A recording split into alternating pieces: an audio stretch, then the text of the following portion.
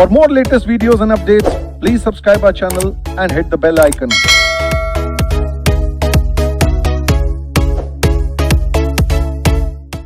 चलिए, हम लोगों ने setting up of business entity industrial and labour law में जो है वो पार्ट ए पढ़ना शुरू किया था।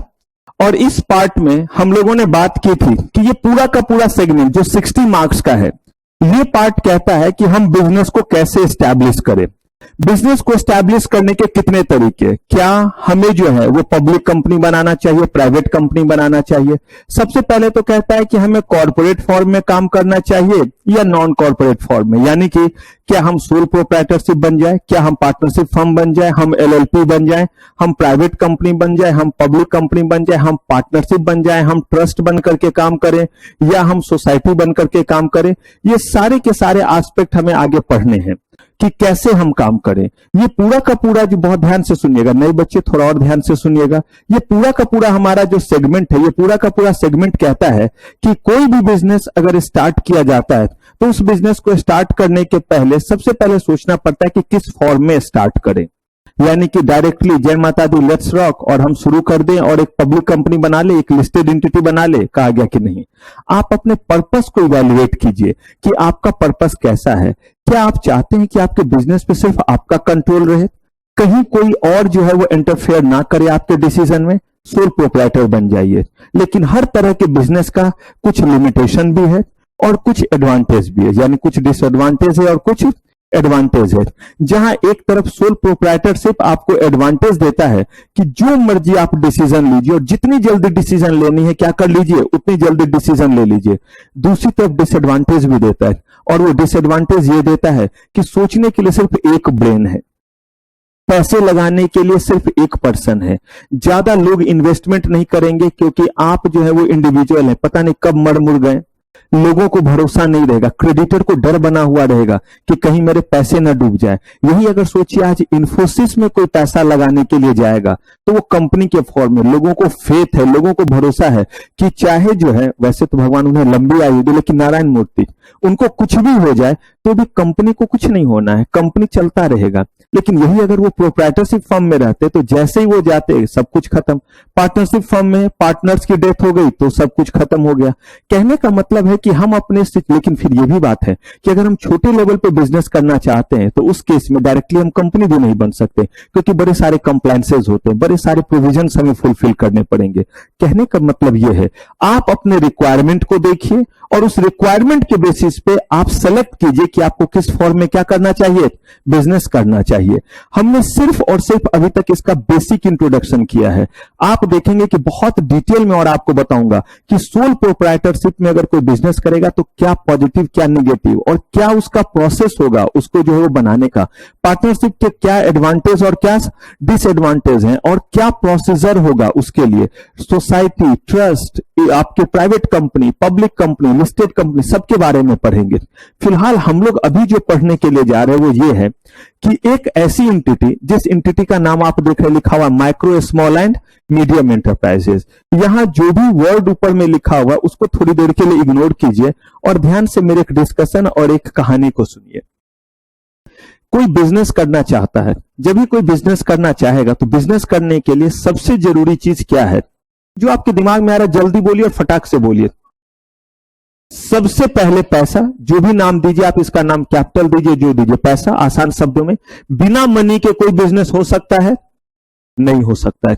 तो इसका मतलब आपको पैसे की रिक्वायरमेंट है। अब कहा गया कि अगर पैसे की रिक्वायरमेंट है तो पैसे की रिक्वायरमेंट आपकी पूरी जो है वो कहां से होगी, तो कहा पैसे का रिक्वायरमेंट या तो गवर्नमेंट किसी स्कीम के तहत हमें पैसे दे दे या हम खुद से अपने से मैनेज करके उन जगहों तक पहुंचे जो पैसे प्रोवाइड करते हैं, जैसे फाइनेंशियल इंस्टीट्यूशंस, बैंक। ये आपको कहते हैं कि आइए हमारे पास कुछ गिरवी रखिए, कुछ मॉर्गेज कीजिए और हम आपको बदले में क्या देंगे, पैसे, और उससे हम आपसे क्या चार्ज करेंगे, इंटरेस्ट। या सिर्फ दुआओं में याद रखना, ऐसा तो नहीं कि वो पैसे दे देते। और एक मूवी का डायलॉग था, अम्मा दुआओं में याद रखना। तो यही चीज यहां पे बैंक नहीं बोलेगा कि दुआओं में याद रखना, वो आपसे क्या मांगेगा, और साफ बोल दिया अगर मेरे पैसे, प्रिंसिपल अमाउंट और जो मेरा इंटरेस्ट है समय पे नहीं मिला तो आप मुझे सही में दुआओं में याद रखेंगे, क्योंकि हम आपके एक एक चीज जो आपने जिस पे चार्ज क्रिएट किया उसे बेच करके अपने पैसे क्या करेंगे, रिकवर करेंगे। एक तरीका मैंने कहा कि गवर्नमेंट कहती है कि आप बिजनेस करना चाहते हैं, हम जो है वो गवर्नमेंट की तरफ से स्कीम है जिसमें हम आपको इतना पैसा देते हैं, कोई भी स्कीम, मुद्रा स्कीम हो गया या और कोई भी चीज हो गया। कहा ठीक है। कहा और कोई तरीका? कहा और कोई तरीका जो है वो बेसिकली है कि हम लोगों के बीच जाते हैं और उनको कहते हैं कि देखो हमारी कंपनी कितनी अच्छी है, आप हमारे कंपनी में क्या करो, इन्वेस्टमेंट करो। यानी कि जोमेटो जैसी कंपनी, टीसीएस जैसी कंपनी, कोल इंडिया लिमिटेड जैसी कंपनी जो 15-15 हजार करोड़ का इशू पब्लिक से ले लेते, यानी उनको कहते हैं आप हमारे कंपनी के शेयर्स लो, बदले में जो है वो आप हमें क्या करो, पैसे दो। तो ये तब जब कंपनी का एक रिपुटेशन है। जरा सोचिए, अगर जोमेटो की जगह कोई और कंपनी आकर के इस समय पब्लिक इशू करे जिसका नाम भी आपको नहीं है पता, तो वैसे केस में आप पैसे नहीं लगाना चाहें, क्योंकि शेयर्स का मतलब होता है कि रिटर्न में तभी कुछ मिलेगा जब कंपनी को क्या होगा, प्रॉफिट होगा। तो आप ऐसे रिस्की वेंचर में क्यों पैसे लगाएंगे? ऐसे ही अगर मान लीजिए कि किसी के दिमाग में बहुत अच्छा आइडिया है, उस अच्छे आइडिया के बेसिस पे वो काम करना चाहता है। कहा गया कि अगर उस अच्छे आइडिया के बेसिस पे काम करना चाहता है तो उसे हम क्या कह देते हैं, स्टार्टअप। बहुत नाम आप सुनते होंगे स्टार्टअप, कि हम अपना स्टार्टअप करते हैं। उस स्टार्टअप पे आपका अलग से एक चैप्टर है, उसी स्टार्टअप का एक पार्ट है micro, small and medium enterprises. मतलब हमने जो अपना बिजनेस शुरू किया, ये बिजनेस हमारे छोटे लेवल का है। ये हमारा छोटे लेवल का मतलब क्या होता है? लेवल का मतलब यहां क्या हुआ, लेवल का मतलब हुआ कि हमारे कंपनी में, हमारे बिजनेस में जो इन्वेस्टमेंट होगा वो कम अमाउंट का होगा, इसीलिए हम किस लेवल पे बोल रहे हैं, छोटे लेवल पे होगा। गवर्नमेंट के पास सबसे बड़ा चैलेंज जो है वो ये है कि वो है अनएम्प्लॉयमेंट, कि कैसे जो है वो अनएम्प्लॉयमेंट पे ओवरकम करे और कैसे ज्यादा से ज्यादा एम्प्लॉयमेंट जनरेट करे। और एम्प्लॉयमेंट जनरेट करने का बस एक ही तरीका है कि आप नए नए चीजों को स्टार्ट कीजिए, तभी तो लोग वहां क्या करेंगे, काम करेंगे। जरा सोचिए, हम और आप सब लोग सीएस बनते चले जाते हैं और उसके बाद हमें चाहिए काम ही तो चाहिए, नौकरी चाहिए। मैं ही जैसे गैजेटेड ऑफिसर था, अगर मैंने वहां से नौकरी छोड़ दी तो क्या वो जगह खाली है? क्या वहां पे कोई भरत की तरह आ गए जो कहते थे कि राम भैया का खड़ाऊ रख दिया पादुका और बोले कि इसे ही जो है वो राम भैया मान करके क्या करते रहेंगे, शासन करते रहेंगे? नहीं। अगर मैंने वो company Bihar hydro electric corporation को छोड़ा तो वहां पे किसी और पर्सन को जो एम्प्लॉयमेंट मिला या नहीं मिला? कोई और सीएस वहां अपॉइंट हुए या नहीं? कोई और सीए अपॉइंट हुए या नहीं हुए? इसी तरह से अगर मान लीजिए कि कोई बिजनेस स्टार्ट होता है, जैसे यही बिजनेस स्टार्ट हुआ, तो यहां पे देखिए मेरे साथ साथ और कितने सारे टीचर, तो मुझे बताइए एम्प्लॉयमेंट जनरेट हुआ या नहीं हुआ?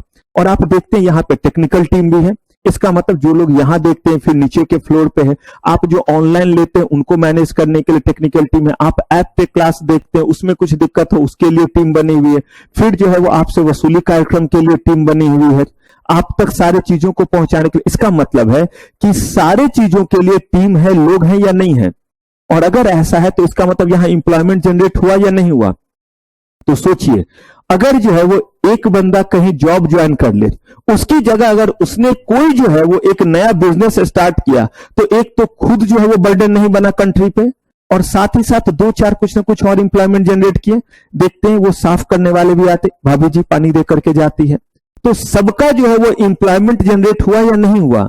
तो सोचिए, कम से कम यहां से ही जो है हेड ऑफिस में आप देखिए वहां पे भी जो है वो कम से कम 10-11 लोग काम करे। कहने का मतलब 40-50 लोगों को इंप्लॉयमेंट मिला या नहीं मिला? बस इसी चीज को ध्यान में रख करके गवर्नमेंट ने बोला कि आप जो है वो क्या कीजिए, आप जो है वो बिजनेस जो है वो स्टार्ट कीजिए, और आप जो बिजनेस स्टार्ट करेंगे हम इसमें हर तरह से आपकी क्या करेंगे, मदद करेंगे। नहीं तो लोग क्या बोलेंगे कि भैया मैं पढ़ लिख लिया हूं, मैं क्या करता हूं, कहीं ना कहीं जाकर के कोई बिजनेस ही क्या कर लेता हूं, ज्वाइन, कोई और जाकर के किसी कंपनी को ही क्या कर लेता हूं, ज्वाइन कर लेता हूं, मैं बिजनेस स्टार्ट नहीं करूंगा। गवर्नमेंट ने उनको इनकरेज किया और कहा कि आपके पास कम पैसे हैं, कोई बात नहीं, हम आपकी क्या करेंगे, मदद करेंगे। कहा कि किस तरीके से मदद करेंगे? तो कहा कोई, अगर बहुत ध्यान से समझिएगा वरना ओपन एंडेड क्वेश्चन नहीं बना पाएगा, बार बार मैं कह रहा हूं, सीएस में किसी का भी जो है वो रुकने के पीछे एक ही वजह होता है, और वो वजह होता है कि आप उस स्टैंडर्ड पे नहीं लिख पाते जिस स्टैंडर्ड पे सीएस इंस्टीट्यूट ने क्या बोला है लिखने के लिए। इस बात से कोई फर्क नहीं पड़ता, आप बीमार थे, आपका फाइनेंशियल कंडीशन बुरा था, या आप जो है किसी और कारण से जो है वो पढ़ नहीं पाए। आपने कॉपी में जो लिखा है उसका स्टैंडर्ड वही होना चाहिए जो हम लोगों ने कहा है चेक करते वक्त कि इस स्टैंडर्ड पे क्या किया जाएगा, कॉपी को चेक किया जाएगा। जो मैं पढ़ाने जा रहा हूं, जैसे ही मैं बात करने लगूंगा कि माइक्रो का मतलब ये, स्मॉल का मतलब ये, मीडियम का मतलब ये, वहां से चीजें आसान हो जाती है। लेकिन अभी जो कह रहा हूं इसके बेसिस पे बनता है ओपन एंडेड क्वेश्चन, जिसको इंप्लाइड क्वेश्चन कहते हैं। और हम लोग को बहुत क्वेश्चन है पसंद है ऐसा क्वेश्चन सेट करना, क्योंकि इसमें आप कंफर्टेबल ही नहीं होते। आपको पूछा जाए शॉर्ट नोट्स लिखना, दनादन लिख देंगे। लेकिन अगर कहीं पे पूछ दिया कि lot of business has been evolved and micro, small and medium enterprises has been established by the mind of government without having any proper thinking, comment। ऐसा क्वेश्चन अगर दे दिया तो लगता है क्या पूछ रहा है।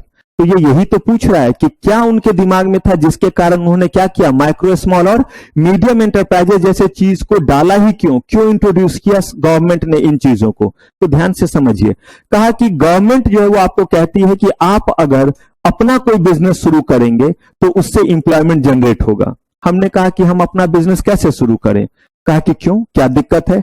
कहा पहला चीज हमारे पास पैसे नहीं। कहा कि और लिखो पहले क्या क्या दिक्कत है। तो कहा पहला चीज कि हमारे पास पैसे की कमी। कहा दूसरा, कहा कि हम बिजनेस शुरू कर रहे हैं, हमारे पास एक्सपर्टीज उतनी ज्यादा नहीं है, क्योंकि हम जो है वो एंटरप्रेन्योर उतने जबरदस्त नहीं है, हमारे पास उतना एक्सपीरियंस नहीं है। कहा कि और कुछ, कहा कि हाँ हम अपने चीजों को बना लेंगे, बेचेंगे कहां पे, हमारे पास बेचने के लिए प्लेटफॉर्म कौन सा होगा।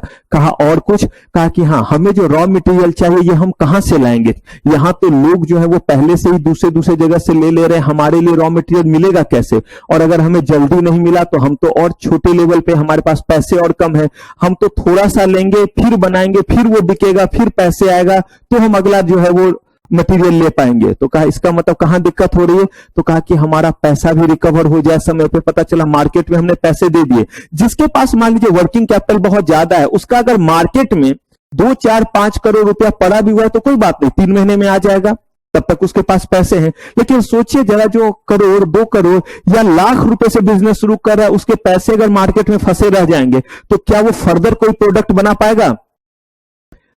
तो गवर्नमेंट ने कहा तो इसका मतलब प्रॉब्लम बताओ। तो बोला बताया तो प्रॉब्लम, पैसे भी जो हमारे मार्केट से क्या हो जाए, जल्दी रिकवर हो जाए। कहा कि और, कहा कि आप जिन जिन जगह पे टेंडर वगैरह लाएंगे वहां पे हमें प्रायोरिटी दीजिए। हमारे जो सामान गवर्नमेंट के, देखिए प्राइवेट वाले तो जो है वो प्राइस देख करके खरीदेंगे, लेकिन आप गवर्नमेंट है, अगर कल के डेट में कोई डिजास्टर आया, बाढ़ आया, भूकंप आया, सुनामी आया, आप अगर कोई फूड पैकेट बेचने जा रहे हैं तो हमसे ब्रेड खरीदिए, ब्रिटेनिया से मत खरीदिए। किससे खरीदिए, हमसे, क्योंकि हम छोटे लेवल पे हैं। तो ऐसे करके एक तो हमसे सामान खरीदिए, दूसरा हमें जो रॉ मटेरियल चाहिए वो हमें दीजिए, साथ ही साथ हमारे चीजों को मार्केट में पहुंचाने का रास्ता बताइए, साथ ही साथ हमारे लिए पैसे का इंतजाम कीजिए। कुछ ऐसा कीजिए जिससे एक्सपर्ट हो, जो एक्सपर्ट हमारे लिए सोच सके। मेरा सोच उतना बड़ा नहीं है, मेरे लिए वो सोच सके कि इस इकोनॉमी में क्या करना चाहिए, आने वाले दिनों में इकोनॉमी कैसा रहेगा। कहा कि सब कुछ मैं ही करूं तो तुम क्या करोगे। बोला कि मैं हवन करूंगा। कहा कि मैं सिर्फ आगे बढ़ूंगा और मैं एंटरप्रेन्योर बनकर के वो सारे चीज करूंगा जो आप मुझे समझाएंगे, वो मैं करूंगा, लेकिन कंपनी आपकी नहीं, कंपनी मेरी ही होगी, लेकिन मुझे इस तरह की मदद चाहिए। गवर्नमेंट ने कहा कि ठीक है, अगर देश का डेवलपमेंट करना है तो ऐसा भी क्या करना पड़ेगा। रीजन ये है कि जो बड़ी कंपनी है वो क्या करेगी, जो बड़ी कंपनी है वो एक CS, CMA इनको हायर करेगी और उनको कहेगी कि आप हमारे लिए स्ट्रेटेजिक प्लानिंग करो। लेकिन सोचिए जरा, एक ऐसी कंपनी जिसके पास ज्यादा पैसे ही नहीं है, वो क्या लाखों रुपया दे पाएगी एक कंसल्टेंट को कि आप हमारे लिए क्या करो, प्लानिंग करो। तो कहा तो ये पैसे कहां, ये कौन करेगा। तो कहा गवर्नमेंट के पास जो बॉडी है वो आपके लिए क्या करेंगे, स्ट्रेटेजिक प्लानिंग करेंगे। कहने का मतलब ये है, पैसे से लेकर के रॉ मटेरियल, फिनिश गुड्स को मार्केट में पहुंचाना, एडवर्टीजमेंट करना, एक्सपर्ट का ओपिनियन, प्लस इनके लिए तरह तरह के जो है वो और स्कीम को लॉन्च करना। कहा कि अगर इतना सारा कुछ कर दिया जाए तो ऑटोमेटिकली ज्यादा से ज्यादा लोग अपना बिजनेस शुरू करना चाहेंगे या नहीं। और अच्छी बात सोचिए, अगर कहा कि इसमें हम इनको थोड़ा सा टैक्स में भी जो है वो एग्जम्पशन दे दिए तो कहा ये तो सोने में सुगंध वाली बात हो गई कि इतना चीज किया और साथ ही साथ कह रहे जब आपको जो है वो पैसे आएगा तो उस पैसे का क्या होगा। कह रहे कि जो प्रॉफिट आएगा उस पर भी जो हम शुरुआती दिनों में टैक्स या लगाएंगे भी तो क्या करेंगे, कम लगाएंगे। जरा सोचिए अगर इतने, और हाँ, आप जहां पे अपना प्लांट मशीनरी लगा रहे हैं वहां तक हम इंफ्रास्ट्रक्चर भी क्रिएट करें। कहा इंफ्रास्ट्रक्चर क्रिएट करेंगे मतलब, कहा कि वहां तक रोड, रेलवे, एयरपोर्ट, इन चीजों को भी हम बनाएंगे, पानी, बिजली सब पहुंचाएंगे। लोगों ने कहा अब तो बल्ले बल्ले, शाबाश शाबाश। तब लोगों में जो है वो क्या आया, इंकरेजमेंट आया, और उसके बाद उन्होंने क्या बोला, तब उन्होंने कहा कि हम क्या करते हैं, अब हम जो है एंटरप्रेन्योर बनेंगे। तो कहा इतना सारा चीज हम कैसे प्रोवाइड करेंगे, तो इसके लिए उन्होंने कहा कि एक कानून बनाया और एक लॉ बनाया जिसका नाम दिया micro small and medium enterprises development act. कहा कि ये माइक्रो स्मॉल और मीडियम एंटरप्राइजेस के लिए है। कहा कि देखिए बहुत पुराना कहावत ही है, सभी सहायक सबल के कोई न निबल सहाय, पवन जगावत आग को दीप ही देत बुताए। कहा कि इंफोसिस को नहीं चाहिए गवर्नमेंट की मदद, वो तो गवर्नमेंट की मदद करते हैं। टाटा को नहीं चाहिए गवर्नमेंट की मदद, वो तो जरूरत पड़ने पे गवर्नमेंट को क्या करते हैं, मदद करते हैं, यानी गवर्नमेंट को भी फंड करते हैं। कहा हमें आपकी मदद नहीं चाहिए कि आप हमें क्या दीजिए, आप हमें जो कोई कंसल्टेंट दीजिए। एक बार हम अगर ओपिनियन लेना चाहेंगे तो इनके पास नेशनल से लेकर के इंटरनेशनल लेवल तक, आईआईएम से लेकर के हार्वर्ड वाले तक आ जाएंगे कंसल्टेंसी देने, या नहीं, पैसे पे करने और आ जाएंगे। लेकिन यही अगर रामदीन छोटे लेवल पे बिजनेस कर रहा है तो उसे कंसल्टेंसी चाहिए या नहीं, तो कहा कि उनकी मदद की जरूरत है। और इसीलिए इन्होंने क्या बनाया, माइक्रो स्मॉल और मीडियम एंटरप्राइजेस डेवलपमेंट एक्ट बनाया। और इसके अकॉर्डिंग कहा कि जो भी माइक्रो स्मॉल और मीडियम एंटरप्राइजेस होंगे उनकी हम मदद करेंगे। और खास तौर पे कहा माइक्रो सबसे छोटा, उससे बड़ा कौन स्मॉल, और उससे बड़ा कौन मीडियम। तो कहा कि जो सबसे छोटे हैं यानी माइक्रो और स्मॉल, इनके लिए तो और भी ज्यादा इन्होंने तरह तरह के क्या बनाए, स्कीम बनाए। तो इस पूरे के पूरे एक्ट में हमें पढ़ना क्या है, सबसे पहले तो हमें जानना है कि किस एंटरप्राइजेस को हम माइक्रो बोलेंगे, किसको स्मॉल बोलेंगे और उसको क्या बोलेंगे, मीडियम बोलेंगे। पहला चीज ये हो गया। दूसरा चीज हो गया कि इनके लिए ये जो इतने तरह के मैंने फैसिलिटी बोला, जिसमें पैसे का इंतजाम करना, कंसल्टेंसी प्रोवाइड करना, इंफ्रास्ट्रक्चर डेवलप करना, इन चीजों को करने के लिए गवर्नमेंट ने किस तरह के लोगों को अपॉइंट किया है। इसके बाद हम देखेंगे कि इनके लिए कौन कौन सा स्कीम चलाया है। जैसे गांव में देखिएगा कि बहुत लोग जो है वो बांस के वो फ्लेक्स होते हैं, बांस को जो है वो बम्बू को ऐसे करके छिला जाता है, उसके पतले पतले फ्लेक्स बनते हैं और उससे टोकरी वगैरह बहुत सारी चीज क्या होते हैं, बनाए जाते हैं। कहा कि इन चीजों को मदद की जरूरत है, इन्हें कोई फंड वगैरह नहीं दे रहा है। ये क्या टोकरी और ये क्या जो है वो बांस लेकर के जाएंगे कि ये गिरवी रख रहे हैं और ये बनाएंगे, वो देखो हमारा वहां पे बांस पड़ा हुआ, उसी को जो है वो कोलैटरल क्रिएट करो। बोला नहीं, इनको जल्दी नहीं, चाय का दुकान खोलना है, कोई और चीज करना, या जूट से जो है वो सामान बनाना है, नारियल से जो है वो सामान, देखते हैं नारियल के जो छिलके वगैरह होते हैं, हैंडलूम, हैंडीक्राफ्ट। कहा कि इन लोगों की मदद करना है, तो इनके लिए क्या बोला, तरह तरह के हम क्या बनाएंगे, स्कीम बनाएंगे। तो इसमें हम देखते हैं किसको जो है माइक्रो स्मॉल मीडियम एंटरप्राइजेस कहेंगे। इनके लिए वो कौन से बॉडी है, कौन सा जो है वो बेसिकली अथॉरिटी है जो इनकी मदद करेगा, और वो मदद जो करेंगे वो किस तरीके से करेंगे, वो जो मदद करेंगे उस स्कीम का नाम क्या। देखिए एक तो हुआ मदद करना, एकदम ध्यान से इन बातों को सुनिएगा। एक हुआ मदद करना, जैसे गवर्नमेंट ने कहा कि अगर हमें देश का विकास करना है तो शिक्षा अच्छा होना चाहिए, एजुकेशन होना चाहिए। कहा ठीक है, लोगों के पास खाने को होना चाहिए, यानी पॉवर्टी दूर करना है, यानी कि खाना मिलना चाहिए, उनके पास रहने के लिए घर होना चाहिए। तो देखिए ये सब करेंगे तो हमारा देश डेवलप कहलाएगा। लेकिन पढ़ाई के लिए उन्होंने कहा ना कि योजना बनाया और कहा कि 10th तक की पढ़ाई फ्री, मिड डे मील का इंतजाम किया जिससे खाने के लिए, ऐसे ही करके जो है वो इंदिरा गांधी आवास योजना, राजीव गांधी आवास योजना, ये क्या है, स्कीम का ही तो नाम है। तो ठीक वैसे यहां पे इन्होंने कहा कि हम इनको जो है वो फाइनेंशियली मदद करेंगे, कंसल्टेंसी यानी बुद्धि भी देंगे, इनके लिए सप्लाई का जो है वो चीज क्रिएट करेंगे, प्रोक्यूरमेंट का इंतजाम करेंगे, रॉ मटेरियल खरीद सके, मार्केट प्लेस तैयार करेंगे। लेकिन इन चीजों को जो हम तैयार करेंगे उसको किसी न किसी नाम से पुकारेंगे। जैसे हमने कहा ना कि लोगों को रहने के लिए जगह देंगे, तो उसको किस स्कीम के तहत पूरा किया, तो इंदिरा गांधी आवास योजना, राजीव गांधी आवास योजना या अटल योजना, आजकल ये भी चल रहा है। कह रहे कि कहीं ना कहीं उसका नाम क्या दे दिया, स्कीम दे दिया। तो ठीक यहां भी हमें देखना पड़ेगा कि इसके लिए हमने कितने तरह के क्या बनाए हुए हैं, स्कीम बनाए हुए हैं। पहले मुझे एक बात बताइए, क्यों ये एक्ट पढ़ने जा रहे हैं, वो क्लियर है? ये एक्ट इंट्रोड्यूस क्यों किया, क्लियर है? इसका ऑब्जेक्टिव क्लियर है? ठीक है, तो देखिए यहां पे कह रहे हैं कि सबसे पहली बात कि किस ऑर्गेनाइजेशन को हम क्या बोलेंगे, माइक्रो एंटरप्राइजेस। कहा कि कोई भी ऐसा एंटरप्राइज है जिसका इन्वेस्टमेंट प्लांट मशीनरी में या इक्विपमेंट में, प्लांट मशीनरी की बात जब हम करते हैं तो इसका मतलब हो गया मैन्युफैक्चरिंग, क्या बोल दिया, मैन्युफैक्चरिंग। और यहां पे जब हम बात करते हैं तो क्या हो गया, सर्विस। इक्विपमेंट वर्ड बोला तो क्या हो गया, सर्विस। तो कहा कि चाहे आप सर्विस सेक्टर में आइए, चाहे किस में आइए, प्रोडक्ट में आइए, जिसमें भी आप आइए। अगर आपने कहा कि आप जो है वो पंखे ही बनाएंगे, फैन बनाएंगे, तो फैन बनाएंगे तो कोई मशीन लाइएगा या एवी जो है वो आवड़ा कडावड़ा और फैन बन जाएगा फैन। तो आप जो प्लांट मशीनरी लाएंगे, कहा गया कि उसकी कीमत 1 करोड़ से जो है वो ज्यादा नहीं होनी चाहिए। अगर 1 करोड़ से ज्यादा हो गया तो हम आपको किस नाम से नहीं पुकारेंगे, माइक्रो एंटरप्राइज नहीं बोलेंगे। और अगर हम आपको माइक्रो एंटरप्राइज नहीं बोलेंगे तो माइक्रो एंटरप्राइज को जो हम फैसिलिटी देते हैं वो फैसिलिटी आपको नहीं देंगे। माइक्रो एंटरप्राइजेस के लिए जो हमने स्कीम चलाया वो स्कीम आपको हम प्रोवाइड, लेकिन ये नहीं कि आप बिजनेस नहीं कर सकते, बिंदास कीजिए। लेकिन अगर आप माइक्रो एंटरप्राइज नहीं है तो आपको माइक्रो एंटरप्राइज वाला बेनिफिट भी मिलने वाला, आगे देखेंगे कौन कौन सा बेनिफिट मिलेगा। लेकिन सबसे पहले कहा कि अगर प्लांट मशीनरी में इन्वेस्टमेंट मैक्सिमम कितना, अगर 10 लाख का है तो हम माइक्रो एंटरप्राइज कहलाएंगे या नहीं, 5 लाख का है तो आप जो है वो प्रोडक्ट नहीं बना रहे, सर्विसेज प्रोवाइड कर रहे हैं, आप जो है बन गए कंपनी सेक्रेटरी, फाइन, खुश हो जाइए, पार्टी दे दीजिएगा। अब जो है आप बन गए कंपनी सेक्रेटरी बन गए तो आपने कहा मेरी तरह कि आप जॉब नहीं करेंगे, आपने कहा कि सेल्फ एम्प्लॉयड, खुद बिजनेस शुरू करेंगे, सर्विस प्रोवाइड कीजिएगा, ऑफिस लीजिएगा, लैपटॉप लीजिएगा, ये सबको इक्विपमेंट बोलेंगे। ये जो फैन लगाइएगा, लैपटॉप लीजिएगा, प्रिंटर लीजिएगा, इसको प्लांट मशीनरी नहीं कह के क्या बोलेंगे, मैंने नहीं बोला, मैं तुच्छ प्राणी, मैंने कोई एक्ट नहीं बनाया, वो बोलते हैं कि हम इसको इक्विपमेंट बोलेंगे अगर आप कौन सा चीज प्रोवाइड कर रहे हैं।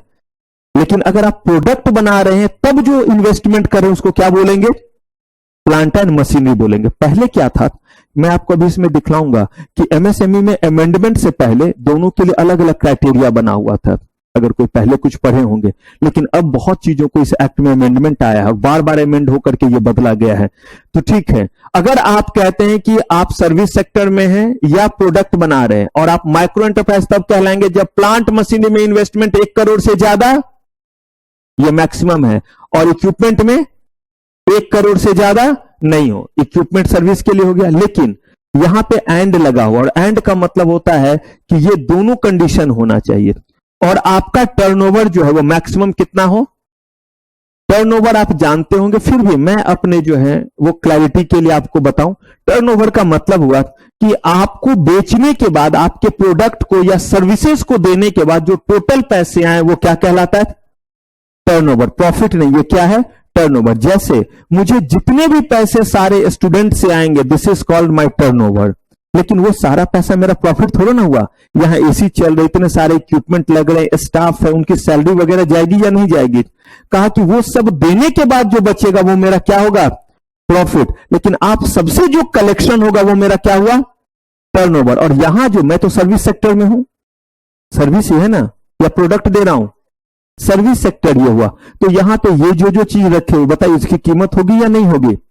कहा गया कि इन सबको ऐड करके अगर इसकी कीमत 1 करोड़ तक है तो मैं क्या कहलाया, माइक्रो एंटरप्राइज। लेकिन एक और बात, अगर मेरा कलेक्शन 5 करोड़ से क्या हो जाए, साल में ज्यादा हो जाए, तो भले मेरा इक्विपमेंट में 50 लाख ही लगा हुआ है, लेकिन अगर मेरा टर्नओवर 5 करोड़ को क्रॉस कर गया तो I am no more micro enterprise. तो मेरा स्टेटस माइक्रो एंटरप्राइज का नहीं रहेगा। दोनों कंडीशन होनी चाहिए, प्लांट मशीनरी का इन्वेस्टमेंट 1 करोड़ से ज्यादा नहीं हो और टर्नओवर जो है वो 5 करोड़ से, जब तक ये चीज मेरे पास है तब तक मेरा स्टेटस क्या है, और जब तक मेरा स्टेटस माइक्रो एंटरप्राइजेस का है तब तक माइक्रो एंटरप्राइजेस के लिए जो फैसिलिटी है वो मुझे क्या होगा, मिलेगा। क्लियर है ये बात। देखते हैं कौन कौन सा चीज मिलेगा।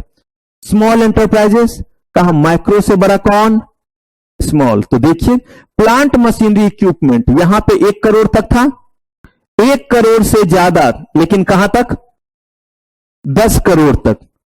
अगर ऐसा है तो क्या कहलाएं। लेकिन एक और बात, टर्नओवर फुलफिल करें या ना, का टर्नओवर भी करना पड़ेगा फुलफिल।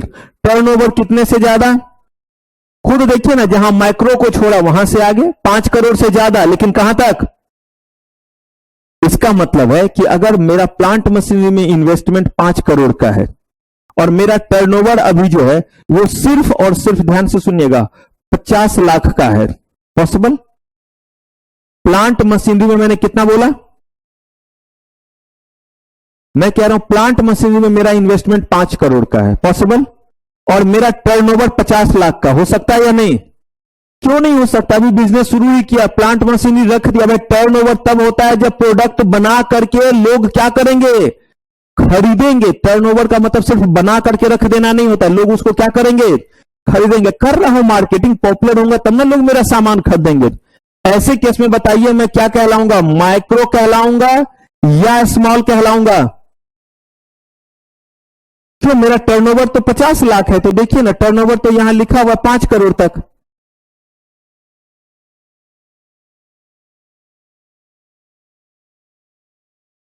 हाँ, लेकिन इधर वाले चीज के कारण मैं कहां पे पहुंच गया? तो याद रखिए, यही स्लैब आपको देखना है। अगर किसी का प्लांट मशीनरी में इन्वेस्टमेंट 5 करोड़ का है तो इसका मतलब है छोड़ आए हम वो गलियां। अब वो किसको छोड़ चुका है? माइक्रो एंटरप्राइजेस को छोड़ चुका है। किस बेसिस पे? इन्वेस्टमेंट के बेसिस पे। तो अब वो क्या कहलाया? अब उल्टा जरा करके देखें। अगर मान लीजिए कि मेरा जो है वो टर्नओवर जो है वो बेसिकली हो जाता है 6 करोड़ का, पॉसिबल? 6 करोड़ का। प्लांट मशीनरी में इन्वेस्टमेंट जो है वो है 50 लाख का, पॉसिबल? शानदार बिजनेस मेरा चला। सिर्फ 50 लाख रुपए लगाएं और टर्नओवर कितना आ रहा है? अब बताइए मुझे, क्या बोलिएगा? यहां पे इस रेंज तो नहीं आए, लेकिन ये वाला जैसे ही क्रॉस किया मैं कहां चला गया? अगले में चला गया। क्लियर है ये चीज? क्योंकि याद रखिए, अगर मुझे क्वेश्चन सेट करना रहा तो मैं ये नहीं बोलूंगा right short notes on micro small और मीडियम एंटरप्राइजेस। मेरे पास यहाँ केस लॉ बनाने का ऑप्शन है और मैं यहाँ यहीं पे भी रामदीन, हरिया, राम खिलावन उनमें से किसी को एक स्टैब्लिश करा दूंगा और तब आपसे पूछूंगा प्रोविजन बताने के लिए। बात एक ही है, लेकिन सर्व करने का तरीका क्या हो जाएगा? सर्व करने का तरीका, कंटेंट वही रहेगा, इसी कंटेंट पे आंसर लिखना रहेगा। लेकिन आप ऐसे नहीं लिख पाइएगा कि माइक्रो का मतलब ये, स्मॉल का मतलब ये। आपको उस समय लिखना पड़ेगा कि सिंस इसमें इन्वेस्टमेंट इतने तक का है, इसीलिए ये जो है वो किस में आएगा? माइक्रो में आएगा और ये आपका स्मॉल में आएगा। चलिए, इसके बाद वाला कौन सा आ गया? मीडियम। प्लांट मशीनरी में इन्वेस्टमेंट जो है कहां पे रुका था हमारा? कितने पे? 10 करोड़ से। तो 10 करोड़ से ऊपर और कहां तक पहुंचे? 50 करोड़ तक। देखिए ना, 1, 10, 50 ऐसे याद रख लीजिए। इस तरफ से 1, 10 और क्या हो गया?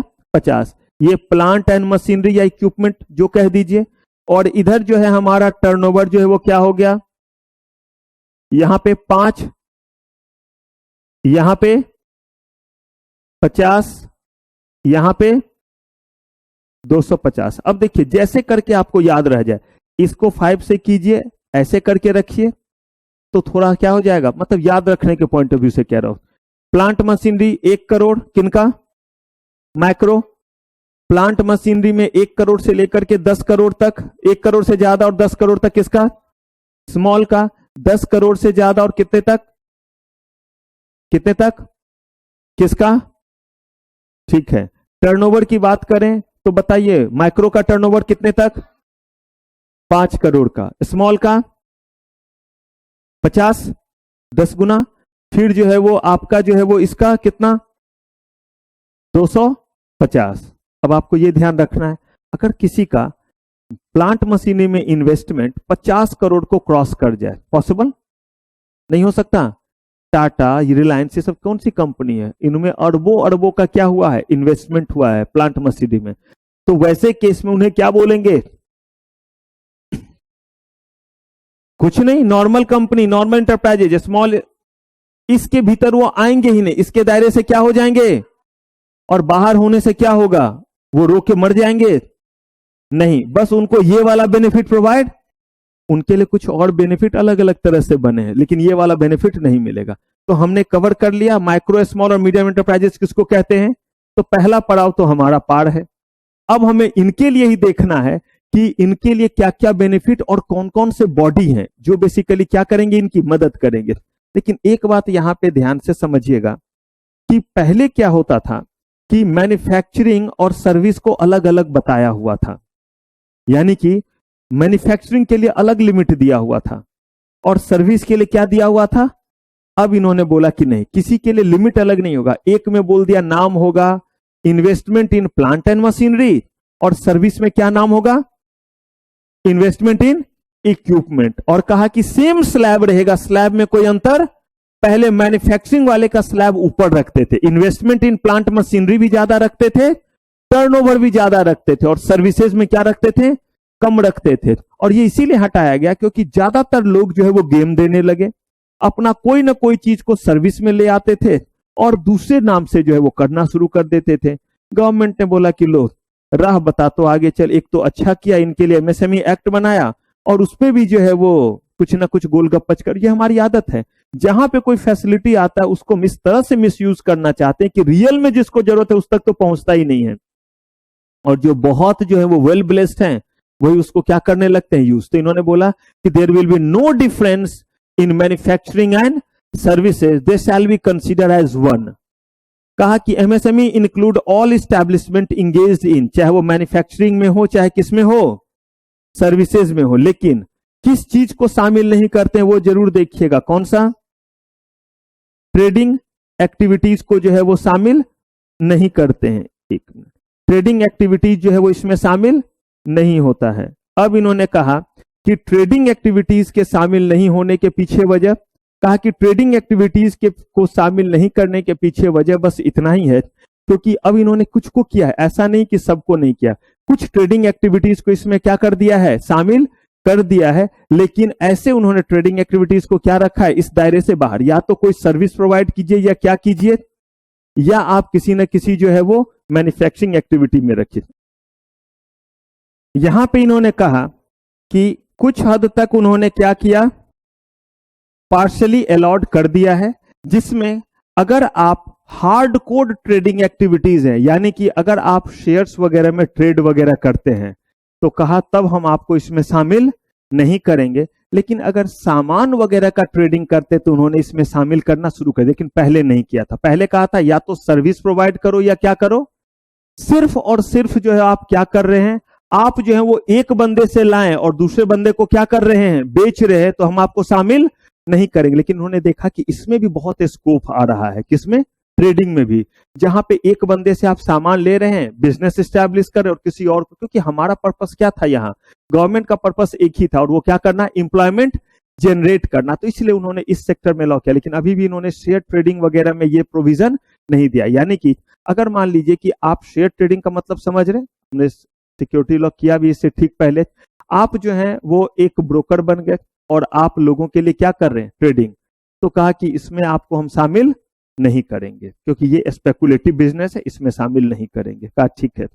कहा कि हमें सुझाव देने के लिए कौन कौन से लोग, तो कहा कि इसके लिए जो है वो सीजी ने यानी सेंट्रल गवर्नमेंट ने किसको बुलाया, national board for micro small and medium enterprises, नाम दिया क्या उसका, नेशनल बोर्ड।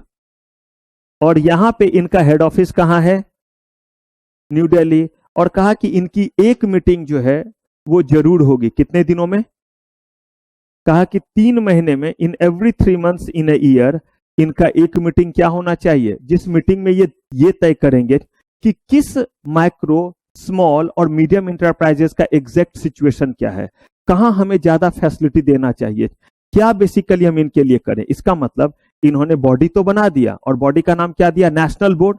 कहा कि ये नेशनल बोर्ड काम क्या करेंगे, और दूसरी बात, इस नेशनल बोर्ड में कौन कौन से उस्ताद होंगे, यानी कि वो कौन कौन से लोग होंगे जिसको कहते हैं कॉन्स्टिट्यूशन। क्योंकि जो लोग होंगे वो इतने काबिल होने चाहिए, इतने क्वालिफाइड होने चाहिए कि वो क्या कर सके, वो ये देख सके, समझ सके कि माइक्रो स्मॉल और मीडियम एंटरप्राइजेस को डेवलप करने के लिए हमें क्या करना चाहिए, इतनी समझ हो। तो देखिए, सेंट्रल गवर्नमेंट ने नेशनल बोर्ड तो स्टैब्लिश कर दिया, लेकिन अब बात आती है कि ये नेशनल बोर्ड काम क्या करेंगे, और दूसरा इस नेशनल बोर्ड का कंपोजिशन क्या होगा, यानी कौन कौन से लोग यहां होंगे। कहा कि जो हमारे नेशनल बोर्ड होंगे इनका फंक्शन क्या रहेगा, examine the factors affecting the promotion and development of what, MSME. आखिर एमएसएमई का डेवलपमेंट या प्रमोशन के लिए कौन कौन सा चीज रुकावट है, क्या वो रुकावट फंडिंग है, क्या वो ऑब्स्टेकल जो है वो सही सजेशन नहीं आना है, क्या वो ऑब्स्टेकल जो है वो रॉ मटेरियल अवेलेबल नहीं होना है, क्या वो ऑब्स्टेकल जो है वो बनाया हुआ सामान फिनिश गुड्स जो है वो आगे मार्केट में नहीं जा रहा है, क्या एग्जैक्ट इनके साथ प्रॉब्लम है। कहा कि ये देखना किनका काम, नेशनल बोर्ड का एक काम। कहा और to review the policies and program of home, central government जो ढेर सारे प्रोग्राम बनाती है, कौन सा प्रोग्राम ये है, ये प्रोग्राम है कि उनके लिए कौन कौन सा जो है वो फैसिलिटी दिया जाए। ये सारे चीज को इवैल्यूएट करना कि क्या ये सही ढंग से बना हुआ है, क्या इसका सही इफेक्ट हो रहा है। यानी कि एक तो पहला चीज ऑब्स्टेकल ढूंढना कि क्या क्या ऑब्स्टेकल है। दूसरा, अगर जो है वो सीजी ने, सेंट्रल गवर्नमेंट ने पहले से कोई प्रोग्राम या कोई स्कीम बनाया है तो वो सही तरीके से काम कर रहा है, क्योंकि जरूरी नहीं कि हर स्कीम क्या करे आपका उतने ही सही तरीके से काम करे, तो कोई ना कोई उसे क्या करता रहेगा, इवैल्यूएट भी तो करेगा। तो वो काम किसका हो गया, नेशनल बोर्ड का। और साथ ही साथ कि एमएसएमई जो है वो आज के डेट में कॉम्पिटिटिव है या नहीं है। चीज है ये वर्ड कॉम्पिटिटिवनेस ऑफ एमएसएमई। एक बार लाइन फिर से पढ़ लीजिए, to review the policies and program of central government in regard to facilitating the promotion and development. ये बात तो समझ में आ गया कि प्रमोशन एंड डेवलपमेंट के लिए आपने जो पॉलिसीज एंड प्रोग्राम यानी जो स्कीम्स बनाए हैं उसको ये क्या करेंगे, रिव्यू करना मीन्स उसको ठीक से देखेंगे कि वो सही तरीके से काम कर रहा है या नहीं कर रहा है। एंड डेवलपमेंट एंड एनहांसिंग यानी कि enhancing the competitiveness of MSME. Competitive होने का मतलब क्या हुआ बताइए प्रतिभा। कॉम्पिटिटिव का मतलब ज्यादा लोग का पार्टिसिपेट करना नहीं हुआ। और सोचिए क्या नाम बोला आपने, निषाद, नासिर, आप बताइए। सोचिए कॉम्पिटिटिव, हम लोग कोलोकियल टर्म में भी तो यूज कर देते हैं, ये इतना कॉम्पिटिटिव नहीं है, नहीं बोलते हैं, क्या मतलब हुआ।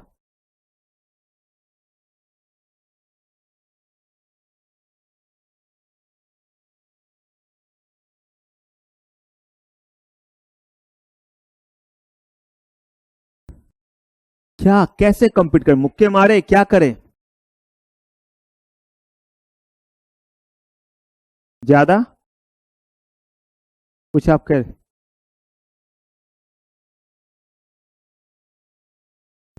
बात को एकदम जड़ से समझिए, ये फेंकने और मामू बनाने वाला आंसर है। कॉम्पिटिटिवनेस, इसका मतलब आप कॉम्पिटिटिव हैं या नहीं है, इसका मतलब क्या हुआ।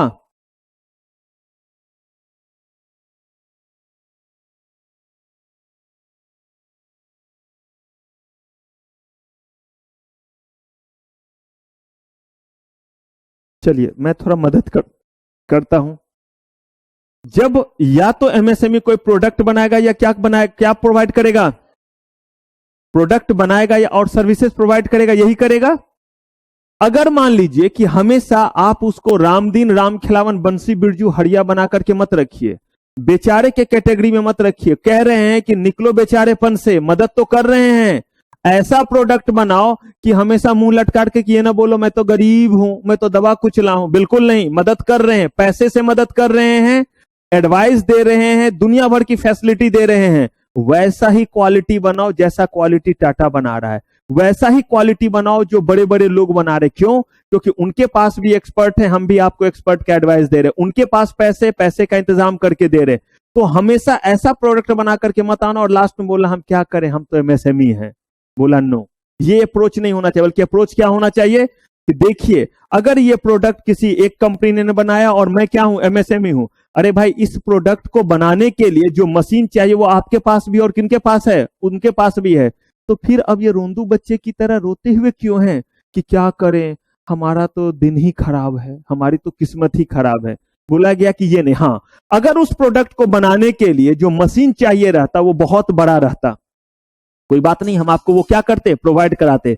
कॉम्पिटिटिवनेस का मतलब ये होता है कि आप उसी लेवल का प्रोडक्ट बनाइए जिस लेवल का प्रोडक्ट मार्केट में दूसरे लोग क्या कर रहे हैं, बना रहे हैं। और सिर्फ इस बात को ढाल मत बनाइए, डिफेंस मत बनाइए कि आप क्या हैं, एमएसएमई हैं। बहुत लोगों का ये क्राइटेरिया रहे, बहुत लोगों का क्राइटेरिया क्या है, हैबिट हो जाता है, नेचर हो जाता है कि अगर एक थोड़ा सा गड़बड़ हो गया ना, एक बार अगर बीमार पड़ गए तो हल्ला मचा देंगे कि अगर पता है मैं बीमार नहीं होती ना, या मैं बीमार नहीं होता तो मैं तो एग्जाम में आग लगा देता, आग। अच्छा, क्यों? क्योंकि बस लोगों के बीच में अपना क्या बनाए हुए, एरोमा बनाए हुए कि ये वजह था, इसलिए जो है मैं एग्जाम नहीं क्लियर कर पाया। बिल्कुल नहीं, सामने से चीजों को कॉन्फ्रंट कीजिए, नहीं बना पाए क्योंकि मेरा वो लेवल ही नहीं पहुंच पाया। सिर्फ ढाल मत बनाइए कि मेरा तो फाइनेंशियल कंडीशन थोड़ा वीक था, नहीं तो आज तो हम आईएएस ऑफिसर होते, हम तो टॉपर होते सीएस में। नहीं, ये बेसिकली नहीं। तो क्या कहा गया? कहा गया कि आप ये रोने की बजाय क्या कीजिए, उसी लेवल पे आप मार्क्स लाइए और उसी लेवल पे आप में क्या होना चाहिए, क्वालिटी होना चाहिए, उसी लेवल का आप में नॉलेज होना चाहिए। ये मतलब है यहां किस चीज का, कॉम्पिटिटिवनेस। तो कहा गया कि जो नेशनल बोर्ड है वो क्या करेंगे, कहा कि ढूंढेंगे पहले कि क्या ऐसा चीज है जो एमएसएमई के डेवलपमेंट में क्या आ रहा है, रुकावट बन रहा है, ढूंढो पहले। कहा ठीक है, ढूंढेंगे। फिर कहा कि ढूंढने के बाद हमने गवर्नमेंट को बता दिया, पॉलिसी बनाना हमारा काम नहीं है, हमने बता दिया, गवर्नमेंट ने क्या किया, पॉलिसी बनाया। उस पॉलिसी को फिर हम रिव्यू करेंगे कि जिस पर्पस के लिए आपने बनाया वो पर्पस फुलफिल हो रहा है या नहीं हो रहा है, और साथ ही साथ हम उनके प्रोडक्ट का क्वालिटी इतना इनहांस करें कि उनका प्रोडक्ट मार्केट में किसी से कम नहीं हो, इंफीरियर ना हो। To make recommendation on matter related to what, promotion and development of MSME on any other method referred by whom. Central government अगर कहता है कि देखिए इस चीज पे पता कीजिए कि एमएसएमई का क्या पोजीशन है, जैसे मान लीजिए कि कोई एक प्रोडक्ट हो, जरा देखिए इलेक्ट्रॉनिक्स आइटम में एमएसएमई क्यों ज्यादा आगे नहीं बढ़ रहा है। अगर ऐसा बोला तो वो क्या करेंगे, सर्वे करेंगे, पूरा रिसर्च करेंगे और बताएंगे कि क्या वजह है कि इलेक्ट्रॉनिक्स या इलेक्ट्रिकल चीजों में वो ज्यादा आगे नहीं है। To advise the central government on the use of fund constituted under dash section. Section याद रखने की जरूरत नहीं है। सेक्शन 12 के अकॉर्डिंग गवर्नमेंट जो है वो एमएसएमई के लिए एक बजट एलोकेट करती है। अक्सर आप सुनते होंगे, ऐड रहता है बैनर पे जब आप जा रहे होंगे मेट्रो वगैरह में। खैर मेट्रो में तो आपको बाकी चीज देखने से मौका नहीं मिलेगा, आप नहीं ढूंढ पाएंगे, लेकिन अगर आप देखिएगा तो बोर्ड वगैरह पे रहता है कि हमने एमएसएमई और छोटे उद्योगों को 600 करोड़ रुपए बांटे। देखिएगा बड़ा बड़ा होर्डिंग लगा हुआ है कि हमने जो है वो इतने रुपए। इसका मतलब है कि हमने फंड क्रिएट किया और उस फंड का इस्तेमाल कैसे होना चाहिए, कहां कहां वो पैसे जाना चाहिए, इसमें कौन एडवाइस देंगे, नेशनल बोर्ड। तो अगर हम देखें तो इनको एडवाइस देने के लिए एमएसएमई के जो है वो सारे एक्टिविटी पे एडवाइस देने के लिए कौन सी अथॉरिटी आई, किसने बनाया, नेशनल बोर्ड। सेंट्रल लेवल पे सेंट्रल बोर्ड ने बनाया और कहा कि इनका जो है वो हेड ऑफिस कहां होगा, उनकी एक मीटिंग कितने दिनों पे, और वो क्या करेंगे, भजन करेंगे या कुछ काम करेंगे। क्या पहला काम है, सबसे पहले ढूंढेंगे कि प्रमोशन और डेवलपमेंट पे क्या क्या चीज रुकावट है। बिल्कुल आम लैंग्वेज में समझिए और अपने लैंग्वेज में लिखिए, ताकि जो है वो ज्यादा चीज रटना नहीं पड़े। रटना पड़ेगा तो इतने सारे एक्ट कैसे एक साथ कीजिएगा। तो पहला चीज कि एमएसएमई के प्रमोशन और डेवलपमेंट में क्या क्या चीज ऑब्स्टेकल है, क्या क्या रुकावट है। दूसरा, जो भी पॉलिसीज और प्रोग्राम्स बने हुए वो सही तरीके से काम कर रहे हैं, उसको बार बार इवेल्युएट करना, उसको क्या करना, रिव्यू करना, उनको सजेस्ट करना जिससे जो भी वो प्रोडक्ट बनाए वो कैसा रहे, कॉम्पिटिटिव रहे। कहा कि अगर सीजी उनको किसी खास चीज के बारे में कहती है पता करने तो क्या करेंगे, उस चीज पे अपना ओपिनियन और रिसर्च बना करके देंगे। साथ ही साथ जो गवर्नमेंट ने फंड बना रखा है किसके लिए, एमएसएमई के लिए, उसका सही इस्तेमाल कहां हो, ज्यादा माइक्रो में जाए, ज्यादा स्मॉल में जाए, मीडियम में जाए, कहां पे जाए। क्लियर है। लेकिन इसका एक पोर्शन अभी भी नहीं हमें पता है, और वो क्या है कि इस नेशनल बोर्ड में हमारे जो हैं उसमें कौन कौन से महान आत्मा होंगे। कोई भी टेरा गेरा नत्थु खेरा चोर उचक्का कोई भी उछल करके आएगा और नेशनल बोर्ड का जो है मेंबर बन जाएगा। कहा गया कि नहीं। आइए देखते हैं कि इसका कॉम्पोजिशन कैसे होगा और कौन कौन से लोग जो है वो इसमें शामिल होंगे। कहा गया कि नेशनल बोर्ड का जो मुखिया होगा, जो हेड होगा, जो बॉस होगा, उसको किस नाम से पुकारेंगे, याद रखिएगा। कहीं पे चेयरपर्सन बोलते हैं हेड को, कहीं पे प्रेसिडेंट बोलते हैं, कहीं पे प्रिजाइडिंग ऑफिसर बोलते हैं। ये तीन जो है वो पॉपुलर नेम है जिससे किसी भी ऑर्गेनाइजेशन के हेड को हम क्या करते हैं, हेड को जो है वो डिनोट करते हैं। तो यहां पे जो हेड है उनको किस नाम से पुकार रहे हैं, चेयरपर्सन। कह रहे chairperson of the board, board का मतलब यहां बोर्ड ऑफ डायरेक्टर है या नेशनल बोर्ड। और रुकिएगा जरा, बोर्ड का मतलब इसको मिला करके तीन जगह बोर्ड का अलग अलग मतलब है, बोलना नहीं है। मैं देखना चाहता हूं कि क्या आप वो तीनों अभी तक बता पाते हैं। अभी तक तीन बोर्ड आपको बताया हुआ है मैंने, बाकी बाद में बात करेंगे। तीन बोर्ड है जिसको बोर्ड को जो है अगर हमने बोर्ड बोला तो उससे अलग अलग जगहों पे तीन अलग अलग नाम से जानते। जैसे यहां पे किस नाम से, नेशनल बोर्ड।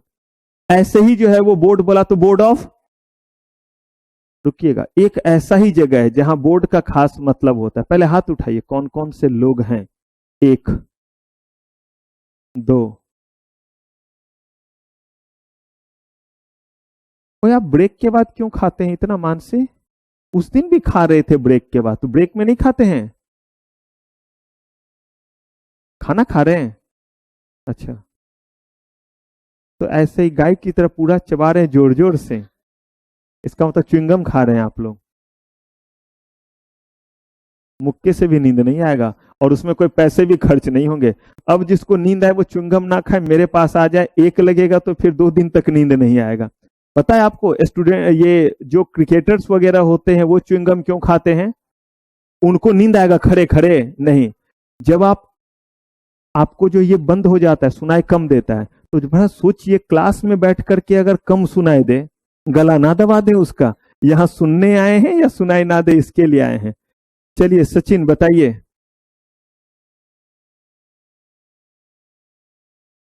कहां पे था advisory board, minimum wages act में, ठीक कह रहे हैं, एडवाइजरी बोर्ड। और हाँ जी, आप कुछ बोल रहे थे अंकित, अभी है बचा हुआ जगह, बोर्ड ऑफ ट्रस्टी चलेगा, और बचा हुआ है, हाँ, बोर्ड ऑफ कंसिलिएशन और है बचा हुआ, और वो बहुत धांसू है, सेंट्रल एडवाइजरी बोर्ड, ठीक है, और है बचा हुआ। अब देखिए इतने जगह बोर्ड का नाम है, आपको पता है ऐसे ही हम लोग जब इंटरव्यू में होते हैं, अच्छे लेवल के इंटरव्यू में, पीएसयूज वगैरह में, ओएनजीसी वगैरह में भी हूँ, रिक्रूटमेंट बोर्ड में, ऐसे ही कोई चीज याद आ जाता है तो उस पर बच्चे को खींचना शुरू करते, देखते हैं कि कितना चीज याद भी है। यही बोर्ड से ही आपके सिलेबस में कितने सारे ऑथोरिटी के नाम है, कितने आपको ध्यान है इसको लेकर के। और एक बहुत शानदार और जोरदार आप लोग भूल रहे हैं, कुछ हिंट दूं, चाहिए हिंट या बिना उसके कर लेंगे? ऑनलाइन वाले बच्चे भी बता सकते हैं अगर याद आए तो, वो तो आराम से बैठे रहते, वो सोचते होंगे कि कम से कम इस टीचर का तो अच्छा है कि हम फेस टू फेस नहीं ले रहे हैं, वरना जीना मुश्किल हो जाता जितने क्वेश्चन ये पूछते हैं। ये क्या क्या कह रहे हैं, ब्लैक, ये हमारे मॉड 2 के सब्जेक्ट से रिलेटेड है। आप कहेगा सर इतना अच्छा हिंट दिया, थोड़ा और, मॉड 2 के सीएमएसएल से रिलेटेड है। सोचिए सोचिए, कैपिटल मार्केट एंड सिक्योरिटीज,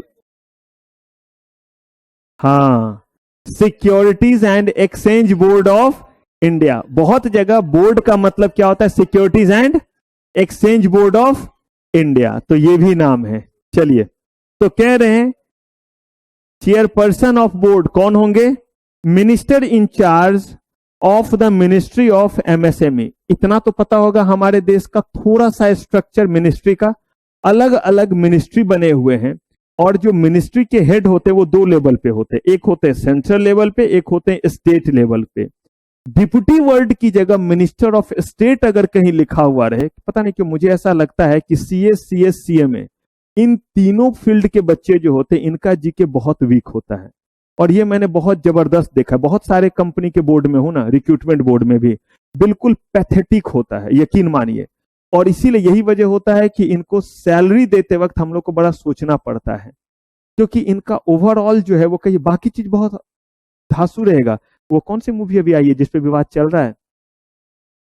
आदि पुरुष। देख रहे हैं कैसे बोला आदि पुरुष, और तभी से बोर्ड बोर्ड बोर्ड करता करता मैं बोर्ड पे लेट जाता, लेकिन नाम याद नहीं आएंगे। यहां पे फट से याद आ गया, कौन सा? आदि पुरुष। और अभी जो है वो आज ही क्लास पढ़ाया हूं, आज ही 50 बार securities and exchange board of India की बात की है ना इस क्लास से पहले। एनीवे, अब यहां पे कह रहे हैं कि आप लोग को थोड़ा सा इसमें ध्यान रखिएगा। सेंट्रल लेवल पे जो मिनिस्ट्री होते हैं और स्टेट लेवल पे जो मिनिस्ट्री होते हैं, उसी को जब हम बोल देते हैं मिनिस्टर ऑफ स्टेट, का मतलब वो रैंक होता है डिप्टी लेवल का। किस लेवल का होता है? डिप्टी लेवल का। जैसे मिनिस्टर ऑफ स्टेट फाइनेंस, तो इसका मतलब हो गया डिप्टी फाइनेंस मिनिस्टर।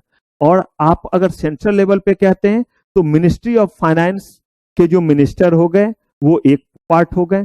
अगर स्टेट लेवल पे गए तो उनको बोल देते हैं minister of state for finance. इसका मतलब है कि वो उनके हेल्प के लिए होते हैं और उनको आप डिप्टी जो है वो फाइनेंस मिनिस्टर कह सकते हैं। तो ठीक ऐसे यहां पे बोले minister in charge in ministry of MSME, यानी मिनिस्टर इंचार्ज का मतलब है ये पोस्ट, इसको बोलते हैं ऑफिस जो होता है जो बाय पोस्ट क्रिएट होता है। जैसे अगर आप मिनिस्टर बने हुए हैं और आप एमएसएमई में मिनिस्टर इंचार्ज हैं तो ऑटोमेटिकली आप जो है वो नेशनल बोर्ड के क्या कहलाएंगे? अगर अगला इलेक्शन हुआ और आप जो है वो हार गए या आपको ये मिनिस्ट्री से हटा दिया गया और कोई और मिनिस्ट्री दे दिया गया, करते रहते, मोदी जी के गवर्नमेंट में भी होता है, इनको यहां से उठाए कहीं और दे दिए। अगर आप यहां से हट गए तो खत्म, जो अब यहां पे आएंगे ऑटोमेटिकली वो क्या बन जाएंगे? चेयरपर्सन। तो ये ऑफिस जो है आपका कैसे बन रहा है? ये ऑफिस आपका बन रहा है कि जो इस ऑफिस को होल्ड कर रहे हैं, किसका office? Minister incharge of ministry of MSME, वही चेयरपर्सन कहलाएंगे। और देखिए कौन कहलाएंगे वाइस चेयरपर्सन? देखिए मिनिस्ट्री ऑफ, इसी को किस नाम से पुकारते हैं? Deputy minister. तो ये हो गए वाइस चेयरमैन। अदर मेंबर्स में कौन कौन होंगे? कहा गया कि 6 minister of state government having administrative control of MSME, यानी कि स्टेट गवर्नमेंट से कितने minister? 6। 3 member of what? Member of parliament. Secretary of government of India in charge of कौन? एमएसएमई। ये आईएएस ऑफिसर हो जाते हैं।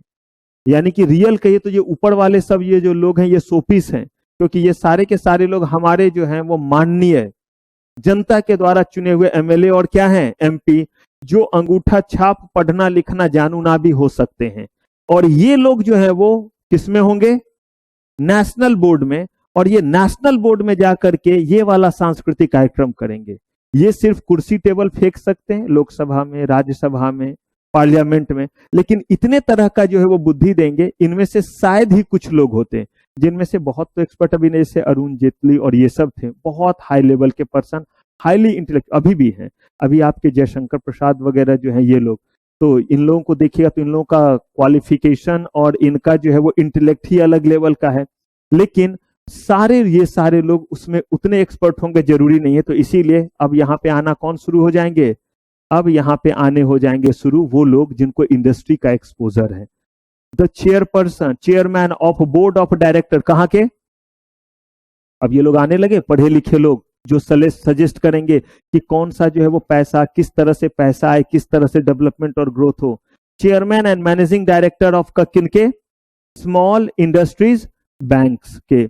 The chairman Indian bank association, यानी कि इंडियन बैंक एसोसिएशन में सारे के सारे बैंक के आगे उनके कौन? चेयरमैन। 1 ऑफिसर कहां से? रिजर्व बैंक से। 3 पर्सन ऑफ इमिनेंस, यानी कि वैसे लोग जिनका जो है वो बहुत ज्यादा नाम हो और जिनका बहुत अच्छा जो है वो क्वालिफिकेशन भी हो, जैसे रतन टाटा, कुमार मंगलम बिरला, आजिम हसन प्रेम जी, ये सब हो गए पर्सन ऑफ व्हाट? इमिनेंस। कह रहे 1 each from the field of, कहां से? एक इकोनॉमिक्स से, एक कह रहे इंडस्ट्री से, और एक किससे हो? साइंस एंड टेक्नोलॉजी से, जिसमें से एक क्या हो? वुमेन जरूर हो। ऐसा इसीलिए क्योंकि बहुत सारे एंटरप्रेन्योर जो है वो वुमेन तरफ से भी हैं, और अगर वो एमएसएमई बन रहे हैं तो कहीं ना कहीं उनके चीजों को भी समझने के लिए और चीजों को एक्सप्रेस करने के लिए और बातों को आगे फॉरवर्ड करने के लिए कोई ना कोई एक रिप्रेजेंटेटिव जरूर हो। ऐसे ही करके, अच्छा मैं आगे बताऊंगा। आपने ऑडिट कमिटी वगैरह पढ़ा? आज के समय में डायरेक्टर को लेकर के क्या कहीं कोई ऐसा प्रोविजन है जिसमें there should be one woman? कहां पढ़ा, कहां पे, किस चीज को पढ़ते हुए?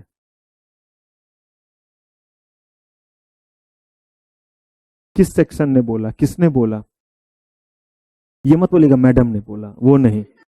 मेरे कहने का मतलब हुआ कि जब ये बात करे तो इसका मतलब हुआ कि किस चीज के अकॉर्डिंग जो है वो बोला गया कि there should be one woman director in the company. चलिए इस बात को बस याद रखिएगा कि ऐसा कुछ मैंने पूछा था और इसका जवाब आपको जो है वो देगा सेबी का एलओडीआर रेगुलेशन। जब हम लोग वहां पहुंचेंगे कि वो आपको कहता है कि सेबी ने कहा कि there should be one woman director in the company, अगर कंपनी लिस्टेड है तो करेंगे बात। टू रिप्रेजेंटेटिव कहां से होंगे? Central state trade organisation. तो देखिए सबसे पहले हमने देखा कि एमएसएमई किसको कहेंगे, देख लिया। अब हमने कहा इसी एमएसएमई को क्या करना है? डेवलप करना है। तो डेवलप करने के लिए जो है वो हमने सीजी ने किसको अपॉइंट किया? नेशनल बोर्ड को। हमने नेशनल बोर्ड का फंक्शन देख लिया, क्या क्या काम करेंगे, और नेशनल बोर्ड में कौन कौन से महान आत्मा होंगे ये भी देख लिया। मैं अगर कहूं सही में तो मैं यहां से कभी क्वेश्चन नहीं देना चाहूंगा, क्योंकि ये सब बहुत खराब जगह है क्वेश्चन देने के लिए। रीजन ये कोई इंटेलेक्ट को चेक करने की जगह नहीं है। बट थोड़ा सा ध्यान रखिएगा, आपका 20 मार्क्स जो है वो एमसीक्यू है। तो एमसीक्यू के लिए ना उनको कहीं ना कहीं खुराक मिल जाता है यहाँ पे। और वैसे सेटर जो जल्दी में रहते हैं, मतलब जिनका मन नहीं रहता है कि क्वेश्चन सेट करना, काम है तो क्वेश्चन सेट कर दिया, उन लोगों को बड़ा आसानी से दिख जाता है कि how many person should be from the parliament in national board, और उसके बाद उसमें लिख दिया 3 4 5 6, तो एक ऑप्शन ढूंढना रहा तो वो कर दिया। आइए, measures for promotion and development. अब क्या क्या हम करें जिससे जो है वो क्या हो? एमएसएमई का डेवलपमेंट हो। लेकिन याद रखिए जो मैंने बात बोली थी उसको दोबारा रिकॉल कर रहा हूं, देश का डेवलपमेंट हो इसके लिए बोला गया कि एजुकेशन अच्छा करो, एम्प्लॉयमेंट जनरेट करो, आप जो है वो रहने के लिए मकान अच्छा दो, साथ ही साथ लोगों को खाना दो। मतलब ये 4 मेजर काम करो। लेकिन ये 4 मेजर काम को करने के लिए अलग अलग आपको क्या बनाने पड़ेंगे? स्कीम। एजुकेशन अच्छा दो, इसके लिए लाडली योजना, तो दिस योजना, तो दैट योजना, मिड डे मील जो भी देना है। तो वैसे अभी जो हम लोग पढ़ रहे हैं वो स्कीम का नाम नहीं है। अभी हम लोग कह रहे हैं कि क्या क्या ऐसा करें जिससे क्या हो? एमएसएमई डेवलप हो। इसका मतलब मैं कह रहा हूं कि देश का डेवलपमेंट हो, इसके लिए मैंने बोला एजुकेशन को अच्छा करो। लेकिन अब इस एजुकेशन को अच्छा करने के लिए कौन कौन सा स्कीम चलाएंगे, ये एक अगला स्टेप हो गया। मैंने कहा आपको कि लोगों को 2 वक्त का कम से कम खाना दो, तब देश डेवलप कहलाएगा। तो अब ये 2 वक्त का खाना कैसे मिलेगा, इसके लिए क्या करेंगे? अलग अलग स्कीम चलाएंगे। आप जो है वो अच्छा हॉस्पिटल में सुविधा दीजिए ताकि लोगों का इलाज हो। लेकिन कैसे हो, इसके लिए आयुष्मान कार्ड या जो भी, मतलब अलग अलग तरह के क्या चलाने पड़ेंगे? स्कीम। तो अभी हम लोग क्या स्कीम देखने जा रहे हैं, या कौन कौन सा ऐसा एरिया है जिस एरिया में हमें काम करना पड़ेगा ताकि क्या हो, ताकि एमएसएमई और क्या करे, हमारा ग्रो करे। और इन सब एरिया में जाकर के हमें अलग अलग क्या बनाना पड़ेगा?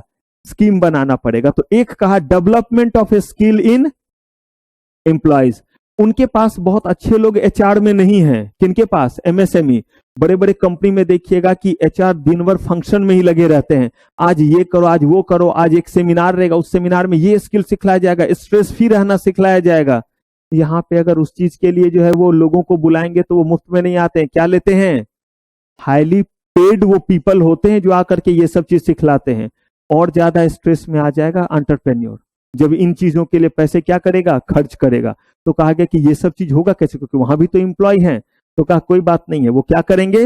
Development of a skill in the employees. कहा कि एम्प्लॉयज वगैरह को ट्रेनिंग देना ताकि वो क्या कर सके, ताकि वो कंप्यूटराइज चीजों को सीख सके। अदरवाइज एमएसएमई कहता है मेरे पास इतने जो है वो ना लोग हैं, ना मेरे पास इतना इंफ्रास्ट्रक्चर है। अगर आपको आता है तो ठीक है, नहीं आता है तो ऐसे केस में हम किसी और को हायर करेंगे। तो इन्होंने कहा कोई बात नहीं है, हम क्या करेंगे? हम आपका एम्प्लॉय का स्किल डेवलप करेंगे। Management and what? Entrepreneur. Manage करना, एंटरप्रेन्योरशिप क्वालिटी, ये हम आपको क्या करेंगे? इसमें भी हम आपकी मदद करेंगे, हम आपको सिखाएंगे।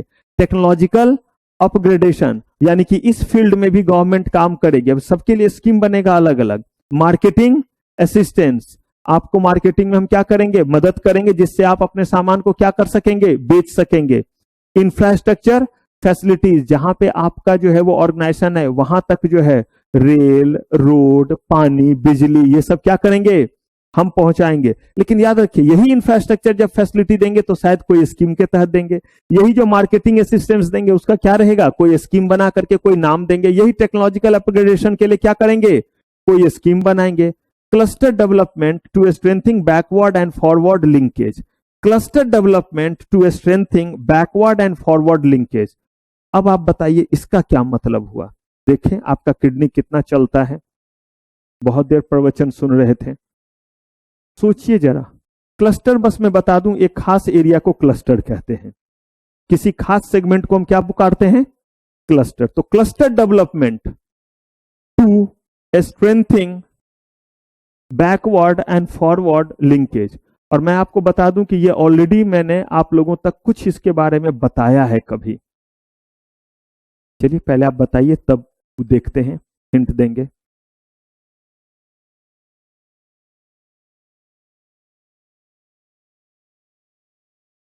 गुड।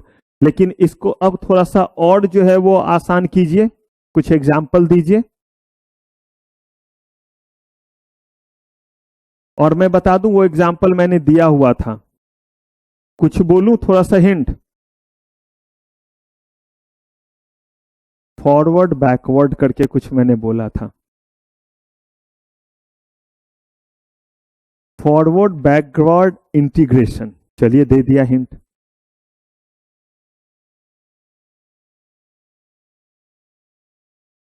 चलिए और कुछ बोलूं।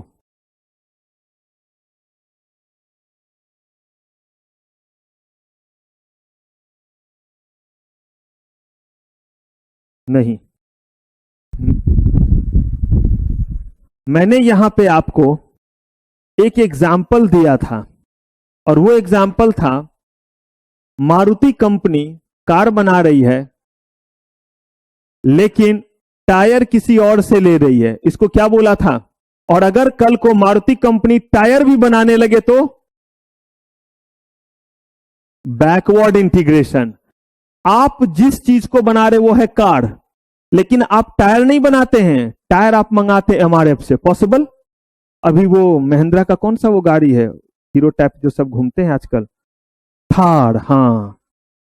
तो वो जो है वो थार, उसमें जो है आप देखिएगा, मेरे पास नहीं है, लेकिन थार के टायर पे मेरी नजर पड़ती है, क्योंकि कहते हैं जिसकी रही भावना जैसे। तो वो एमआरएफ कंपनी का है, आप भी देखिएगा अब जब भी नजर पड़ेगा, क्योंकि एमआरएफ, हाँ है नीचे, मैं तो देखता भी नहीं, मुझे ई रिक्शा से जाना है तो मैं थार क्यों देखूं। अच्छा, यहां वाला नहीं देखा आपने, देखा यहां सही में नीचे है। अच्छा, तो नहीं नजर पड़ी है, मेरे मोहल्ले में है कुछ लोगों को। तो मैं गरीब आदमी, मैंने बोला ना, मेरे घर में सब गरीब, मेरे अगल बगल भी सब अमीर, सिर्फ मैं ही क्या हूं। तो अब जो है ये थार में आप देखिएगा एमआरएफ कंपनी का आपको क्या दिखेगा, टायर दिखेगा। इसका मतलब महिंद्रा कंपनी का है थार। तो महिंद्रा एंड महिंद्रा ने किसके साथ जो है वो बोला, एमआरएफ को बोला क्या देने के लिए, टायर। जब एमआरएफ कंपनी दे रही होगी महिंद्रा को, तो उस टायर पे अपना प्रॉफिट मार्जिन रखती होगी, या बोलती होगी कि बाबुल की दुआएं लेती जा जा तुझको सुखी संसार मिले, या टायर दे देता होगा, प्रॉफिट मार्जिन रखता होगा या नहीं। कल के डेट में अगर यही महिंद्रा एंड महिंद्रा खुद जो है वो टायर बनाने लगे, तो बताइए वो जो है वो प्रॉफिट मार्जिन भी महिंद्रा एंड महिंद्रा का हो गया या नहीं। अगर ऐसा करती तो दिस इज कॉल्ड बैकवर्ड। कहा गया कि गवर्नमेंट सिर्फ महिंद्रा एंड महिंद्रा को मदद नहीं करेगी थार बना, ये एक एग्जांपल दे रहा हूं थार बनाने में, बल्कि वो क्या करेगी, अगर वो कल के डेट में कहते हैं कि मुझे क्या करना है, टायर बनाना है, तो उसमें भी मदद करेगी। और अगर मान लीजिए कि कोई दूसरी कंपनी जो टायर बना करके इनको प्रोवाइड करे एमआरएफ, तो उसको भी मदद करेगी। क्योंकि गवर्नमेंट यहां मदद करना चाहती है कि ढेर सारा जो है वो कार बिके, वो बाहर जो इसका एक्सपोर्ट हो। लेकिन कहा तभी ना, कार बना करके महिंद्रा तैयार है, लेकिन टायर लगाएगा या एमवी भेज देगा। तो इसके लिए हमें साथ में किसको डेवलप करना पड़ेगा, एमआरएफ को भी डेवलप करना पड़ेगा। ये एक। दूसरा, अगर महिंद्रा कहता है कि मैं खुद बनाना चाहता हूं, बोलेगा बहुत अच्छी बात है। अच्छा, ये क्यों बोलेगा बहुत अच्छी बात है, एमआरएफ तो है ही, तो ये बहुत अच्छी बात क्या हुआ, प्रॉफिट मार्जिन, इसका मतलब सामान का दाम कम होगा तो उसका सेलिब्रिटी और बढ़ेगा या नहीं? अगर हमारे देश में भी रहेगा तो भी लोगों को सस्ते में मिलेगा या नहीं मिलेगा? और अगर बाहर भी जाएगा तो बताइए एक्सपोर्ट ज्यादा होगा या नहीं? हमारे पास फॉरेक्स ज्यादा आएगा या नहीं? अब बैकवर्ड इंटीग्रेशन तो बता दिया। फॉरवर्ड इंटीग्रेशन का मतलब है कि महिंद्रा एंड महिंद्रा कंपनी का शोरूम नहीं आप कहीं देखेंगे, आप देखेंगे कार्लो, साया, ऐसे ही करके बड़ी सारी कंपनी जो इनके गाड़ियों को क्या करती है, बेचती है। महिंद्रा एंड महिंद्रा जो है वो कार बनाई, थार बनाई, और थार को बना करके जो है वो दे दिया लोगों तक। किनको दे दिया? जो शोरूम वाले, कार्लो, साया, ऐसी कंपनी है जो बेचती है। अब इनको जब दे दिया तो इन्होंने कहा उसकी कीमत जितनी भी हो, 20 लाख मान लीजिए, बेचने वाले उसको फिर 21 में बेचेंगे। जो कंपनी बेच रही है अपने पास रख करके वो प्रॉफिट मार्जिन रखेगी या उतना ही दे देगी? महिंद्रा ने अपना प्रॉफिट मार्जिन के साथ 20 में बेच दिया, 19 बनाने में लगा था, 20 में उन्होंने सामने वाले को बेच दिया। इन्होंने इतना मेहनत और इतना लगाया तो 1 लाख का हो सकता है, बेचने वाले कंपनी उससे ज्यादा जो है वो प्रॉफिट कमा रही हो। तो कहा कि या तो जो कंपनी इसको मार्केट कर रही उसको मदद करेंगे, तो क्या हो गया वो फॉरवर्ड। और या अगर महिंद्रा एंड महिंद्रा कहती है कि हम खुद ही क्या करना चाहते हैं, हम खुद ही जो है वो मार्केटिंग में भी आना चाहते हैं और अपना ही शोरूम एस्टैब्लिश करना चाहते हैं, बोलेगा वेरी गुड, हम आपकी क्या करेंगे, मदद करेंगे। तो याद रखिए यहां पे 2 बातें हैं। पहली बात, अगर कोई और कर रहा है, हमारा इरादा है ऑटोमोबाइल सेक्टर को इंप्रूव करना, तो कहा टायर सेक्टर को भी इंप्रूव करना पड़ेगा।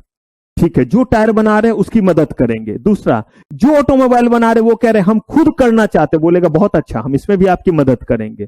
दूसरी बात, कहा कि आप जो है वो ऑटोमोबाइल बना रहे हैं लेकिन इसका मार्केटिंग तो कोई और कर रहा है, तो जो मार्केटिंग कर रहा है उसकी मदद करेंगे।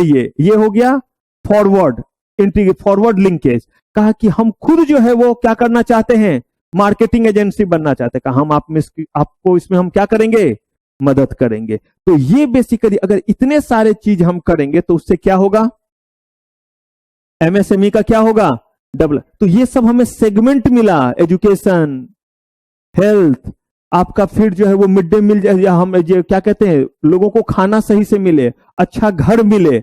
अब इसके लिए हमें क्या देखना रहेगा कि क्या स्कीम वगैरह इसका जो है हम नाम देते हैं। कहा ठीक है, अगर आप एमएसएमई हैं तो एमएसएमई आप है तो आपको तो बता दिया प्लांट मशीनरी में इन्वेस्टमेंट इतना, ये इतना, ये इतना। लेकिन क्या आपको कोई और रजिस्ट्रेशन वगैरह करना होगा? हम कैसे समझेंगे आप एमएसएमई है? हम आपके पास जाएंगे और हर दिन जाकर के चेक करेंगे, दिखाना जरा और कोई सामान खरीदा है, कोई और प्लांट मशीनरी खरीदा, हाँ अब 200 रुपये से बढ़ गया, बैठ करके ये हिसाब करते रहे? कहा नहीं। सबसे पहले हम आपको किसी चीज के तहत रजिस्टर्ड करेंगे। जैसे ही आपको रजिस्ट्रेशन मिल जाएगा उसमें प्रोविजन दिया हुआ रहेगा कि जब जब आप प्लांट मशीनरी इंक्रीज करेंगे या डिक्रीज करेंगे, आपको कंटिन्यू बेसिस पे अपने टर्नओवर का रिकॉर्ड क्या करना रहेगा, भेजना रहेगा। क्योंकि हमें तो कोई मैकेनिज्म बनाना है। कल के डेट में आप एमएसएमई के रेंज से बाहर आ जाते हैं तो हम आपको वो फैसिलिटी नहीं देंगे। इसके लिए उन्होंने बोला कि आपको क्या करना पड़ेगा, रजिस्ट्रेशन करना पड़ेगा। तो कहा कि रजिस्ट्रेशन किनके पास करेंगे? तो कहा पहले आप ये बताइए, आप जो है एक कंपनी है, हाँ जी कंपनी है, तो आपने कंपनीज एक्ट में इनकॉर्पोरेट कर लिया अपने आप को। कहा हमने कंपनी एक्ट में इनकॉर्पोरेट कर लिया, और हमारा जो है प्लांट मशीनरी में जो है वो इन्वेस्टमेंट 1 करोड़ से ज्यादा नहीं है और टर्नओवर 5 करोड़ से ज्यादा नहीं है, हम माइक्रो के कैटेगरी में आते हैं। कहा ठीक है, कंपनी फॉर्म में आपने अपने आप को रजिस्टर कर लिया, और अब अगला काम आप क्या कीजिए, आप रजिस्ट्रेशन कीजिए। कहां पे? उद्यम रजिस्ट्रेशन पोर्टल पे आइए और वहां आकर के अपने आप को क्या कीजिए, रजिस्टर कीजिए। बहुत सिंपल सा ये प्रोसेस होता है, और ये आपका जो रजिस्ट्रेशन होता है एब्सोल्युटली फ्री ऑफ कॉस्ट होता है। इसमें कहीं कोई भी चार्जेस आपको नहीं लगेंगे। वहां आकर के आप चीजों के बारे में क्या देते हैं, अपना सारा का सारा डिटेल देते हैं। आप आधार नंबर देते हैं, किनका देंगे, प्रोप्राइटर का देंगे अगर आप किस फॉर्म में आ रहे हैं, प्रोप्राइटरशिप फॉर्म में। अगर आप पार्टनरशिप में आ रहे हैं तो मैनेजिंग पार्टनर का दीजिए। अगर आप हिंदू अनडिवाइडेड फैमिली में आ रहे हैं तो किसका दीजिए, कर्ता का दीजिए। जीएसटीआईएन और पैन जो है आप ऑर्गेनाइजेशन का दीजिए, अलोंग विथ क्या, आधार नंबर ऑफ ऑथराइज सेक्रेटरी। कब आप क्या हैं, कंपनी। यहां पे सारा का सारा नॉन कॉर्पोरेट फॉर्म था, अब किस फॉर्म में है, corporate, company, LLP, cooperative society या सोसाइटी। अब ये सब आप पढ़िएगा, कंपनी भी, एलएलपी भी, कोऑपरेटिव सोसाइटी भी और सोसाइटी भी, सबके बारे में। कहा कि इनमें से किसी भी फॉर्म में आप कौन सा बिजनेस कर रहे हैं, एमएसएमई है। अगर आप एमएसएमई हैं तो आप आइए और अपने आप को जो है वो रजिस्टर कीजिए। कहां पे? उद्यम रजिस्ट्रेशन पोर्टल पे अपने आप को रजिस्टर कीजिए। रजिस्ट्रेशन के बाद कैसा क्या दिखता है मैं आपको दिखलाऊंगा। अभी कुछ कंपनीज के हैं जिनका रजिस्ट्रेशन हुआ है। In case an enterprise is duly registered as an Udyam with PAN, PAN के साथ आपने रजिस्टर कर लिया। अगर कोई भी जो है वो आपका पुराना कोई भी डेफिशिएंसी है, किसी तरह का डेफिशिएंसी इंफॉर्मेशन में, तो कहा when it did not have pan shall be filled on self declaration basis पे। मतलब अगर आपने पैन लिया हुआ है तो जिस समय से आपने पैन लिया हुआ है उस समय का सारा चीज जो है वो इनकम टैक्स डिपार्टमेंट में रहता है पोर्टल पे। लेकिन जब आपने पैन लिया ही नहीं था तो उससे पहले का अगर कहीं कोई डिफॉल्ट है या कोई एस्पेक्ट है तो क्या उसका रिकॉर्ड होगा डिपार्टमेंट के पास? नहीं। आप देखिएगा कि जब से आपने पैन लिया है आप लॉग इन कीजिए इनकम टैक्स के साइट पे, आपका सारा का सारा आईटीआर दिखेगा, जो जो फॉर्म आपने भरा है सब कुछ दिखेगा। लेकिन जब से आपको पैन नहीं मिला था उससे पहले का नहीं कुछ रहेगा। तो कहा गया कि उससे पहले का आप क्या कीजिए, किस बेसिस पे दीजिए? सेल्फ डिक्लेरेशन बेसिस पे, कि हमने इससे पहले कुछ गड़बड़ नहीं किया है। पैन के बाद का तो आप मेरा फाइनेंशियल से देख ही रहे हो, इससे पहले भी हमने कोई फाइनेंशियल फ्रॉड वगैरह नहीं किया हुआ है, हमारा सब कुछ नीट एंड क्लीन है। An enterprise for the purpose of this purpose is known as what? Udyam. और रजिस्टर्ड प्रोसेस को क्या बोलते हैं? उद्यम रजिस्टर। उद्यम का मतलब जानते हैं हिंदी में क्या होता है? उद्यम हिंदी वर्ड है, क्या होता है? हाँ, नहीं आवाज, फिर से बोलिए। उद्यम, उद्यम बहुत, हाँ। उद्यम का मतलब, उद्यम एक नाउन है, मतलब नाउन है। तो उद्यम का मतलब हो गया कि जैसे कह रहे ट्रेड, व्यापार जो कह रहे, तो उद्यम उसको कहते हैं जो काम करने के लिए जा रहा है। जैसे उद्यमी मतलब जो क्या करने जाए, उद्यम और व्यापार करने जाए। तो उद्यम का मतलब ट्रेड और क्या हुआ? व्यापार। तो आप अगर लेने जा रहे हैं तो आपको हम क्या बोलेंगे कि आप उद्यम करने जा रहे हैं, यानी आप क्या करने जा रहे हैं? व्यापार। और इस रजिस्ट्रेशन को हमने क्या बोल दिया? उद्यम रजिस्ट्रेशन। हिंदी का वर्ड है उद्यम, इंग्लिश का नहीं है। After complete a permanent registration number will be given after registration. जब आप कंपनी के तहत कंपनी बनते तो आपको सिन मिलता है, ठीक वैसे ही जब आप उद्यम रजिस्ट्रेशन करवा लेंगे तो आपको एक क्या मिलेगा? Permanent number. इसी नंबर के बेसिस पे आपको फैसिलिटीज मिलेंगे। जो भी गवर्नमेंट के पॉलिसीज होंगे माइक्रो स्मॉल मीडियम इंटरप्राइजेस के लिए, वो तभी आपको मिलेगा जब आपके पास ये वाला क्या होना चाहिए? नंबर होना चाहिए। हमें आपके सिन नंबर से नहीं है मतलब, आपका किस नंबर से मतलब है हमें? ये जो आपको उद्यम रजिस्ट्रेशन मिल रहा है, ये नंबर आपको जो मिला ये परमानेंट नेचर का होता है। और इसमें जो एक बार जो है वो सर्टिफिकेट जो इशू किया जाता है ये आपका चेंज नहीं होता है, ये एज इट इज वैलिड रहेगा, रिन्यूअल की जरूरत नहीं होता है।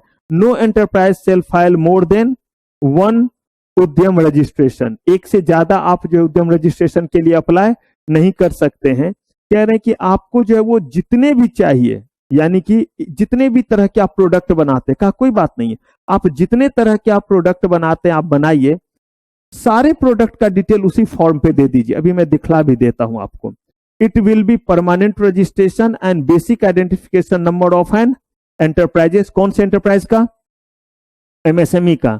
MSME registration is paperless and based on, आप खुद से कह रहे हैं कि हम ऐसा करते हैं, इतना इजी बनाया गया है कि आप ये काम करते हैं, आप इस प्रोडक्ट को बनाते हैं। There will be no need for renewal of registration. Any number of, देखिए, एक्टिविटीज इंक्लूडिंग व्हाट? मैन्युफैक्चरिंग और सर्विस और बोथ मे बी स्पेसिफाइड और एडेड इन वन रजिस्ट्रेशन। एक से ज्यादा लेने की जरूरत, आप 50 प्रोडक्ट बनाते हैं, पूरा का पूरा वहां पे फाइल दिया हुआ है, आप वहां पे जाइए, उस पर क्लिक कीजिए और उसको बढ़ाते चले जाइए। Help MSME in avail the benefit of schemes. किनका? Ministry of micro small and medium enterprises के जितने भी अब स्कीम वगैरह हैं उसमें सिर्फ उन्हीं को बेनिफिट मिलेगा जो अपने आप को किसमें रजिस्टर्ड किए हुए हैं? एमएसएमई में। और इसके बाद भी कुछ रजिस्ट्रेशन होते हैं जैसे एनआईएससी के होते हैं, फिर इसी में आपको डीआईपीपीटी के भी होंगे। लेकिन अगर आप एमएसएमई है तो पहले आपको ये रजिस्ट्रेशन मिलना ही चाहिए। और इसमें क्या बेनिफिट फिर मिलेगा? क्रेडिट गारंटी स्कीम, यानी कि कल के डेट में अगर आप कोई सामान कहीं से लेते हैं तो गवर्नमेंट आपके लिए एक तरह से केयर टेकर होगा, उन्होंने गारंटी दी है कि ये पैसे आपको समय पे क्या कर देंगे, चुकता कर देंगे। पब्लिक प्रोक्यूरमेंट पॉलिसी, अगर कहीं पे कोई भी सामान वगैरह है जो रॉ मटेरियल है, अगर वो रॉ मटेरियल जो है वो कोई बड़ा कंपनी खरीद रहा है और आपको भी उसकी रिक्वायरमेंट है तो पहले आप तक प्रोवाइड कराया जाएगा। यानी कि हमारे पास कुछ रॉ मटेरियल स्कार्स हैं, स्कार्स समझते हैं, लिमिटेड है, कम है। अगर मान लीजिए कि वो मटेरियल टाटा कंपनी ने भी मांगा, वो मटेरियल इंफोसिस ने भी मांगा या कोई रिलायंस ने भी मांगा, तो इनको नहीं देकर के बल्कि वो क्या करेंगे, पहले एमएसएमई को क्या करेंगे, प्रोवाइड करेंगे। Additional edge in government tender करेंगे, बात आगे, आपको सप्लायर का स्टेटस मिलेगा और गवर्नमेंट के अगर टेंडर होंगे तो वो टेंडर कोई और नहीं ले जाएगा बल्कि कौन ले जाएगा, आपको प्रेफरेंस रहेगा। पहले आप अगर वो चीज सप्लाई करते हैं तो आप सप्लाई कीजिए, आपको प्रायोरिटी दी जाएगी। प्रोटेक्शन अगेंस्ट डिलेड पेमेंट, अगर मार्केट में आपके पैसे अटक गए हैं, पैसे कैसे अटक गए, आपने लोगों को क्या किया, आपने लोगों को जो है वो सामान दिया, क्रेडिट पे ही सामान जाता है और आपका पेमेंट अभी तक नहीं आया। मुझे एक चीज बताइए, जो बड़ी बड़ी कंपनी है वहां पे जो है वो रिकवरी के लिए लोग हैं या नहीं है, आप यहां पे ही देखिए, आपके जो है वो पेमेंट वगैरह समय पे नहीं आए, उसके लिए अलग से लोग हैं या नहीं है। बड़ा आसान एग्जांपल है समझने के लिए। ठीक वैसे ही आप देखिए कि और अगर कोई कंपनी है तो वहां पे क्या है, रिकवरी के लिए लोग हैं। लेकिन सोचिए जरा, जहां 2 लोग 3 लोग मिलकर के जो है वो पूरा बिजनेस चला रहे हैं, स्मॉल एंटरप्रेन्योर्स हैं, अब ये रिकवरी में कहां जाते रहेंगे, ये तो रिकवरी में जाएंगे वैसे बोलेगा चल भाग यहां से, पॉसिबल, क्योंकि ऐसा अक्सर होता है कि सामान के लिए आप जाइए पैसे लेने के लिए, कहा कोई बात नहीं है। शाहरुख खान की तरह गवर्नमेंट कह रही मैं हूं ना, और वो कह रहे हैं कि हम आपका पेमेंट ला करके देंगे, उसके लिए उन्होंने प्रोविजन बनाया है डिलेड पेमेंट को लेकर के, और आगे आपको अपॉइंटेड डेट का प्रोविजन बताऊंगा कि कितने दिन के, 45 दिन के भीतर इनके पैसे क्या होने चाहिए, मिलने चाहिए, और नहीं तो गवर्नमेंट उनसे इंटरेस्ट वसूल करके किनको देती है। बस इतना समझ लीजिए कि ये ऐसा ही हो गया कि अगर आप अपने बिजनेस का पैसा नहीं वसूल करके ला रहे हैं तो कोई एक भाई आया और बोला तू घर बैठ, मैं पैसे वसूल के क्या कर देता हूं, ला देता हूं। ये बाकी कंपनियों को खुद से करना पड़ता है, और यहां पे इनकी मदद के लिए कौन है, यहां पे इनकी मदद के लिए गवर्नमेंट है। Become eligible for priority sector lending from banks, banks को कहा गया कि अगर बैंक कहता है कि हमारे पास सिर्फ 500 करोड़ ही है, बोला गया कि पहले पैसा किसको कर्ज दो, एमएसएमई को, तो टाटा, रतन, आपका जो है वो अंबानी, अडानी, इन सबको देना, पहले किसको दो। तो ये बेसिकली कह रहे हैं क्या लेने से ये सब होगा, जब आप क्या ले लेते हैं, अगर आप उद्यम रजिस्ट्रेशन, और उद्यम रजिस्ट्रेशन किसको मिलता है, आप एमएसएमई, इसकी पहचान ही क्या है कि जब आपने उद्यम रजिस्ट्रेशन लिया है और आपको सर्टिफिकेट मिलेगा किसका, एमएसएमई का। अब यहां पे मैं आपको पहले एक चीज दिखलाता हूं, ये आपका एक सर्टिफिकेट है,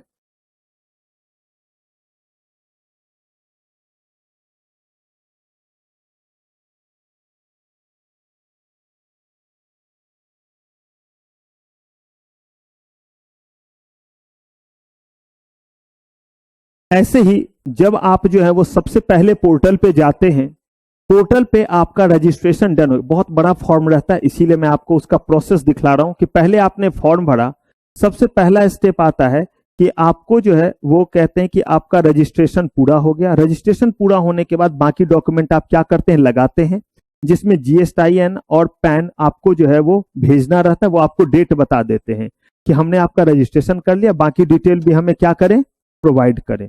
जब आप इन डिटेल्स को भी इनके पास भेज देते हैं, तब ये जो है वो आपको जो है वो चीजों को आगे बढ़ाते हैं, और तब जो है वो आपको क्या प्रोवाइड करते हैं, उद्योग आधार, जो हमने कहा कि आधार कार्ड के बेसिस पे होगा, आपका आधार जो रहेगा। उसके बाद आप जो है एक बार जो डिटेल यहां पे दे रहे हैं, कौन कौन सा बिजनेस करेंगे, देखिए यहां पे लिखा हुआ है नेम, इंडस्ट्री और कोड। जो मैंने आपको कहा था कि जितने भी तरह की चीजों को आप बनाते हैं उन सारे के सारे चीजों को एक ही फॉर्म में आप दे सकते हैं। जरूरी नहीं है कि सबके लिए आप अलग अलग क्या करेंगे, रजिस्ट्रेशन लेंगे। जैसे यहां पे देखिए ये क्या मैन्युफैक्चर कर रहे हैं, इसमें देखिए कि manufacturing of pharmaceutical, medicine, chemical and botanical products. अब कह रहे हैं कि इसमें जितने तरह की दवा होगी, यहां पे दिया हुआ है, ये वाला है, ये है आयुर्वेदिक यूनानी कीजिए, एलोपैथिक कीजिए, या इस तरह का ग्लूकोविटा या जो भी तरह का चीज बनाए, जितने भी प्रोडक्ट हैं वो सबको यहाँ पे भरते। और ये आपका 3 इसीलिए है क्योंकि 3 भरा गया था। अगर यही अगला रहता तो क्या बोलते हैं, ऐड मोर, और फिर वो 4th भी आपको यहाँ पे दिखता रहता। आपने ये भी भर करके क्या कर दिया, सबमिट कर दिया। जब ये आप सबमिट, ये प्रोसेस ही आपका उद्यम रजिस्ट्रेशन का। अगला स्टेप जो इसमें आएगा उसमें आपको पैन और किसका, जीएसटीआईएन का, आईटीआर का ये सारा डिटेल दीजिए। आईटीआर जहां तक आपका अभी गया है, ठीक है, उससे पहले के लिए क्या दीजिएगा, सेल्फ डिक्लेरेशन दीजिएगा कि उससे पहले मेरे ऊपर कोई ड्यूज नहीं था, मैंने बिजनेस शुरू ही नहीं किया था, जब से किया था तब का मैंने जो है वो चीज दिया हुआ है। अब इसमें जो लोग इन्वॉल्व हैं वो लोग जो है बेसिकली एससी एसटी या कौन लोग हैं। आप कहेंगे सर इसका कोई सेंस है, एकदम ध्यान से समझिएगा। मेरे यहाँ पे कोई रीजनल बायसनेस फैलाने नहीं आया हूं, मेरा काम सिर्फ और सिर्फ एमएसएमई एक्ट पढ़ाना है।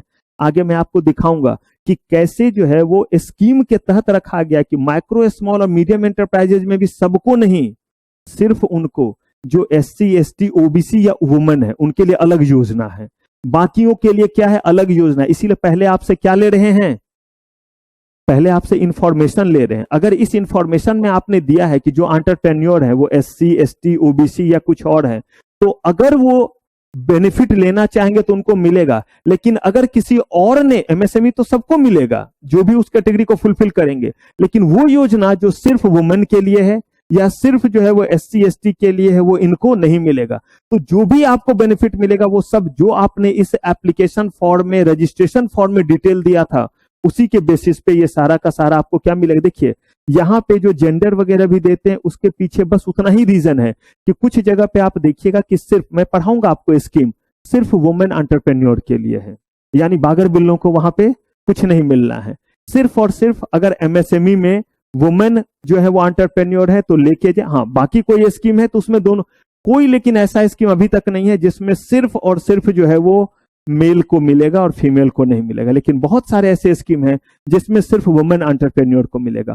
बहुत सारे ऐसे स्कीम, कोई ऐसा स्कीम अभी तक नहीं है जिसमें सिर्फ और सिर्फ जनरल को मिलेगा, ओबीसी एससी एसटी को नहीं मिलेगा। ऐसा कोई स्कीम नहीं मिलेगा। But there are lot of scheme जिसमें कहा गया है कि जनरल को ये नहीं मिलेगा, अगर एससी एसटी ओबीसी है तो उनको क्या होगा, मिलेगा। हमारा काम पढ़ना है, यहाँ पे हम मोर्चा नहीं खोल सकते हैं। ये सारा का सारा चीज आप फिल करेंगे, कंपनी का सारा डिटेल देंगे, और इन चीजों को फिल करने के बाद देखिए अब आपको क्या मिलता है, उद्यम रजिस्ट्रेशन सर्टिफिकेट। और देखिए यहां पे आपका यही तो लिखा हुआ है, ministry of micro small and medium enterprises. इसके तहत ये देखिए आपको नंबर मिल गया परमानेंट, और स्टेटस देखिए यहां क्या है। इसी तरह किसी को एमएसएमई में किसी को क्या मिलेगा, स्मॉल, किसी को क्या स्टेटस मिलेगा, ये सब डिपेंड करता है उन्होंने टर्नओवर और बाकी चीजों का क्या रिकॉर्ड दिखाया है उसके बेसिस पे। और यहाँ पे जो जो आपने इंफॉर्मेशन दिया था उसी इंफॉर्मेशन के बेसिस पे जो है वो सारा चीज, एक्टिविटी वगैरह आपका दिया गया है।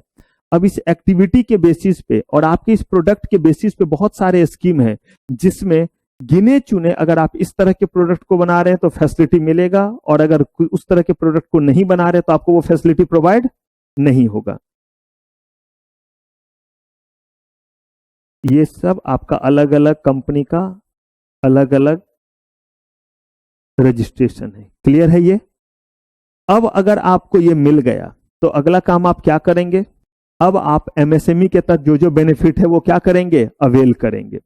इन्होंने कहा कि जो भी माइक्रो स्मॉल मीडियम एंटरप्राइजेज हैं उनको एक डिटेल अपना देना पड़ेगा, और वो डिटेल हुआ कि अपने बारे में कंप्लीट इंफॉर्मेशन देंगे। किस तरह का इंफॉर्मेशन देंगे कि हम क्या करते हैं, क्या बनाते हैं, आने वाले दिनों में हमारी प्लानिंग क्या है, किस किस तरह के प्रोडक्ट और किस किस तरह का क्या करेंगे, हम सर्विस प्रोवाइड करेंगे, हमें इन्वेस्टमेंट कितने लोगों ने किया हुआ है, ये सारा का सारा डिटेल देते हैं। इसी डिटेल को इनका क्या बोलते हैं, मेमोरेंडम ऑफ एमएसएमई, जिसमें वो अपने सारे चीजों के बारे में बताते। कौन कौन से चीज, बिजनेस, इन्वेस्टमेंट, हमारे भीतर जो लोग काम कर रहे हैं, आने वाले दिनों में हम किन किन चीजों को क्या करेंगे, एक्सप्लोर करेंगे। कहा कि ये जो है required to be filed by, किनके लिए कंपलसरी है वो देखिए। A person who intend to establish micro और कौन सा, स्मॉल एंटरप्राइजेस, उनके लिए क्या दिया गया है, कंपलसरी है नहीं।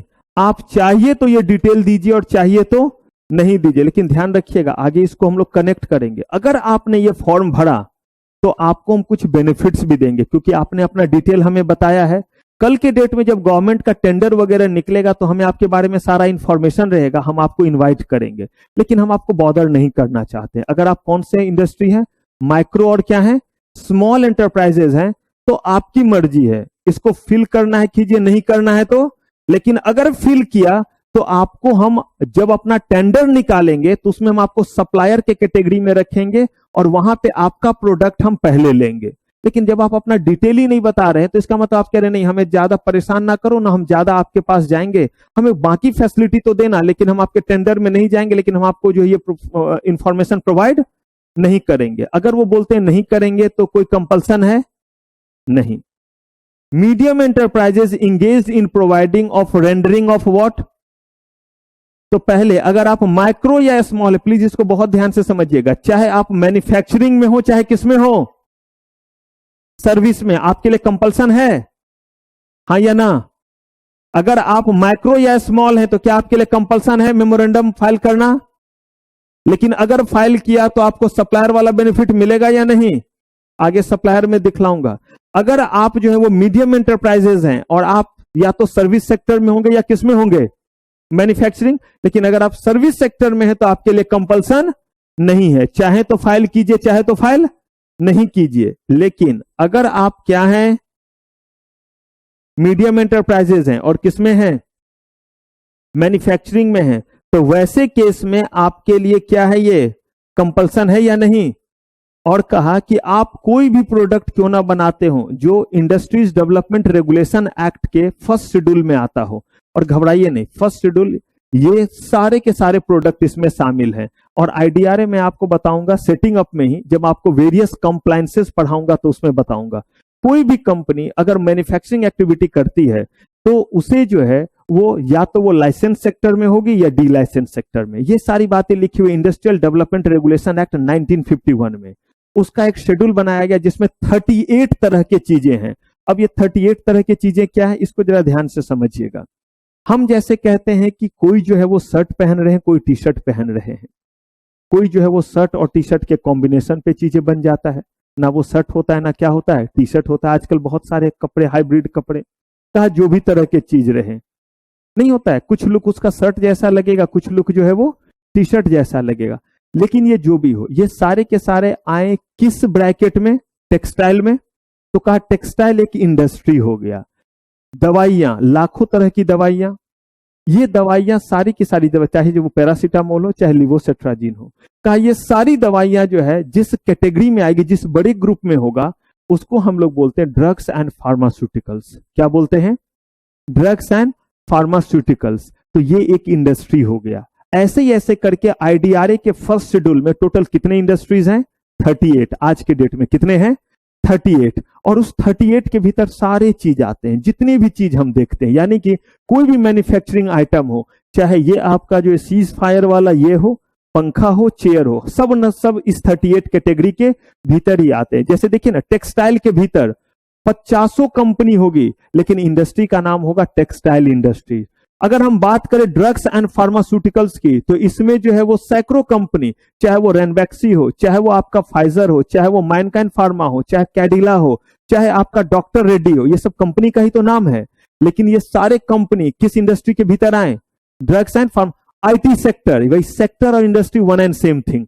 तो हम जैसे कहते हैं आईटी सेक्टर, फिर हम कह देते हैं लेदर इंडस्ट्री, तो ये 38 हैं। कहा इनमें से कोई भी चीज आप बना रहे हैं, लेकिन आप क्या हैं, माइक्रो या स्मॉल, कहा ना माइक्रो है ना स्मॉल। माइक्रो और स्मॉल में आप कुछ भी बनाइए, कंपलसरी नहीं है, चाहे किसमें है, सर्विस में या मैन्युफैक्चरिंग में। लेकिन आप किसमें हैं, मीडियम में। अगर आप सर्विस प्रोवाइड कर रहे हैं तो नॉट कंपलसरी। लेकिन अगर आप मैन्युफैक्चरिंग में हैं तो आपको फाइल करना ही पड़ेगा, आपके लिए क्या है, कंपलसरी। क्लियर है। लेकिन अगर मान लीजिए आप माइक्रो और स्मॉल में हैं और उसके बावजूद भी आपने मेमोरेंडम फाइल किया हुआ है तो आपको उसका बेनिफिट ये मिलेगा कि कल के डेट में आप सप्लायर के कैटेगरी में आइएगा। और सप्लायर के कैटेगरी में आने का मतलब है कि गवर्नमेंट का कोई भी टेंडर अगर ओपन होगा कि आइए हमारे पास ये चीज प्रोवाइड कीजिए, तो आप ही को क्या दिया जाएगा, बेनिफिट। अगर आप जो है वो एमएसएमई में मीडियम एंटरप्राइजेस थे, लेकिन किस सेक्टर में थे, सर्विस सेक्टर में, कल को गवर्नमेंट का कोई टेंडर होगा कि हमें इस तरह की सर्विसेज चाहिए, तो आपको क्या मिलेगा, मौका मिलेगा।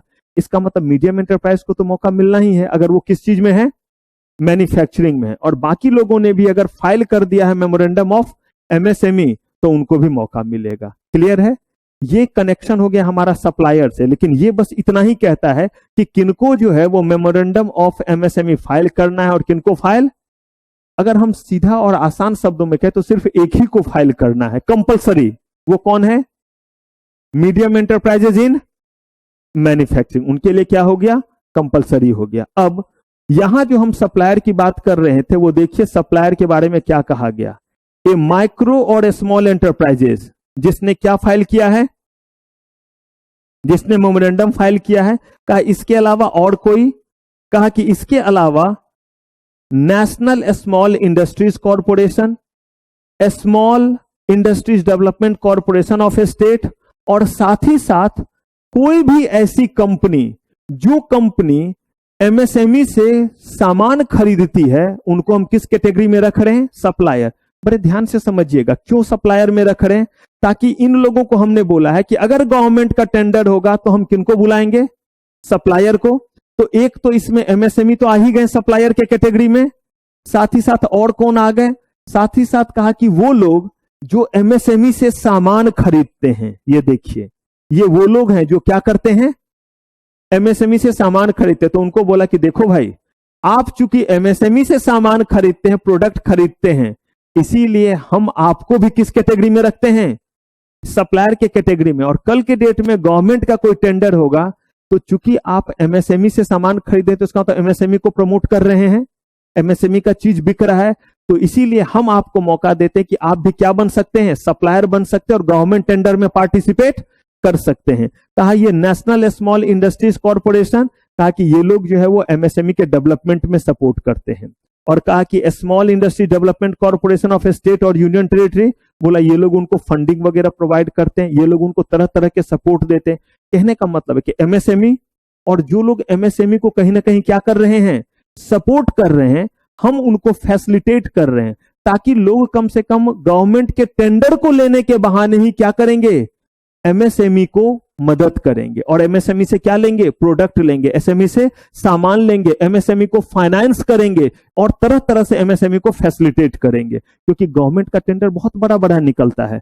कहा कि हम उसमें किनको बुलाएंगे, सप्लायर को। और सप्लायर कौन कहे जाएंगे, एमएसएमई, वो एमएसएमई जिसने मेमोरेंडम क्या किया हुआ है, फाइल किया हुआ है, और वो लोग जो एमएसएमई को किसी न किसी तरीके से क्या करते हैं, प्रमोट करते हैं और मदद करते हैं। एक वर्ड हमने कहा था कि एमएसएमई को समय पे पैसा मिलना चाहिए। कौन सा पैसा एमएसएमई को समय पे मिलना चाहिए, जो उन्होंने अपना जो है वो सामान बेचा और क्रेडिट पे बेचा, वो उन्हें समय पे मिलना चाहिए। तो कहा कि इनको जो है वो डिलेड पेमेंट नहीं होना चाहिए, और इनके लिए रूल दिया गया कि 45 डेज में होना चाहिए। लेकिन ये जो हम डेट का कैलकुलेशन करते हैं उसमें एक वर्ड आता है, कौन सा डेट, अपॉइंटेड डेट। कहा कौन सा डेट हम अपॉइंटेड डेट मानेंगे, कहा कि immediately after the expiry of period of कितने दिन, 15 डेज। कहां से, from the day of acceptance और the date of deemed acceptance. अब इसका मतलब क्या है वो सुनिए। ए नाम का जो है एक एमएसएमई है, इसने जो है वो बी नाम के पर्सन को सामान बेचा और कहा कि आपको हम 45 दिन के क्रेडिट पीरियड पे देते हैं। पॉसिबल, छोड़ दीजिए 45, कितने दिन पे देते हैं, 1 महीने का, 30 डेज का दिया। पॉसिबल, क्रेडिट पे सामान बिकता है या नहीं बिकता है, बेचने वाला कौन है, ए है, और ए क्या है, एमएसएमई है, उसने बी को सामान बेचा और यहां से उसको आने हैं 10 लाख रुपए। कितने दिन का क्रेडिट दिया, 30 दिन का क्रेडिट दिया। कहा कि 30 दिन के क्रेडिट का मतलब है जिस दिन आपने ये बात एक्सेप्ट कर ली 30 डेज, तो वो 30 डेज के अगले दिन से हमारा डेट जो है वो शुरू हो जाता है। और उसके बाद कितने दिन आपके पास समय है? 15 डेज। अगर उतने दिन में पैसे नहीं आए तो गवर्नमेंट अपने तरफ से उस पैसे को क्या करेगी? रिकवर करेगी। तो देखिए, पहला चीज हो गया कि आपका क्रेडिट पीरियड खत्म। क्रेडिट पीरियड के ठीक अगले दिन का डेट जो है वो क्या हो गया? एक्सेप्टेंस का। और वहां से कितना और दिन? और वो अपॉइंटेड डेट हुआ, and that is your last date. उस डेट तक पैसे क्या हो जाना चाहिए? आ जाना चाहिए। एक्सेप्टेंस डेट कब हुआ? डेट ऑफ एक्सेप्टेंस का मतलब है the date which is the due date. और ड्यू डेट कौन सा है? 30वां दिन ड्यू डेट हो गया। वहां से कितने दिन? 15 दिन। कौन सा डेट हो गया? वो अपॉइंटेड डेट। और अगर अपॉइंटेड डेट तक पैसे नहीं मिले तो पैसे रिकवर कौन करेगी? गवर्नमेंट रिकवर करेगी। अब यहां पे हमें देखना है कि और कौन कौन से जो है हमें क्या करना है? रजिस्ट्रेशन। तो कहा कि अगर आप और रजिस्ट्रेशन जैसे एनआईसी के तहत रजिस्ट्रेशन कीजिए और हम आपको प्रोवाइड करेंगे कौन सा चीज? हम आपको दुनिया भर का जो है वो बेनिफिट प्रोवाइड करेंगे जिसको हम अलग अलग नाम से पुकारेंगे और उसको हम क्या बोलेंगे? फैसिलिटीज। जिसमें अगर आप जो है वो हैंडलूम में काम कर रहे हैं, हम आपको इतना जो है वो ये स्कीम में शामिल करेंगे। अगर आप वुमेन एंटरप्रेन्योर हैं तो हम आपको इस स्कीम में शामिल करेंगे। अगर आप SC ST हैं तो हम आपको क्या करेंगे? ये स्कीम देंगे। तो अब जो हमें देखना है वो तरह तरह के इसमें क्या देखने हैं? स्कीम देखना है और NSIC का रजिस्ट्रेशन देखना है। तो जो हम लोग देखेंगे नेक्स्ट एपिसोड में। तो फिलहाल आज की सेटिंग अप की सेवा समाप्त। Thank you very much. आपका बहुत बहुत धन्यवाद।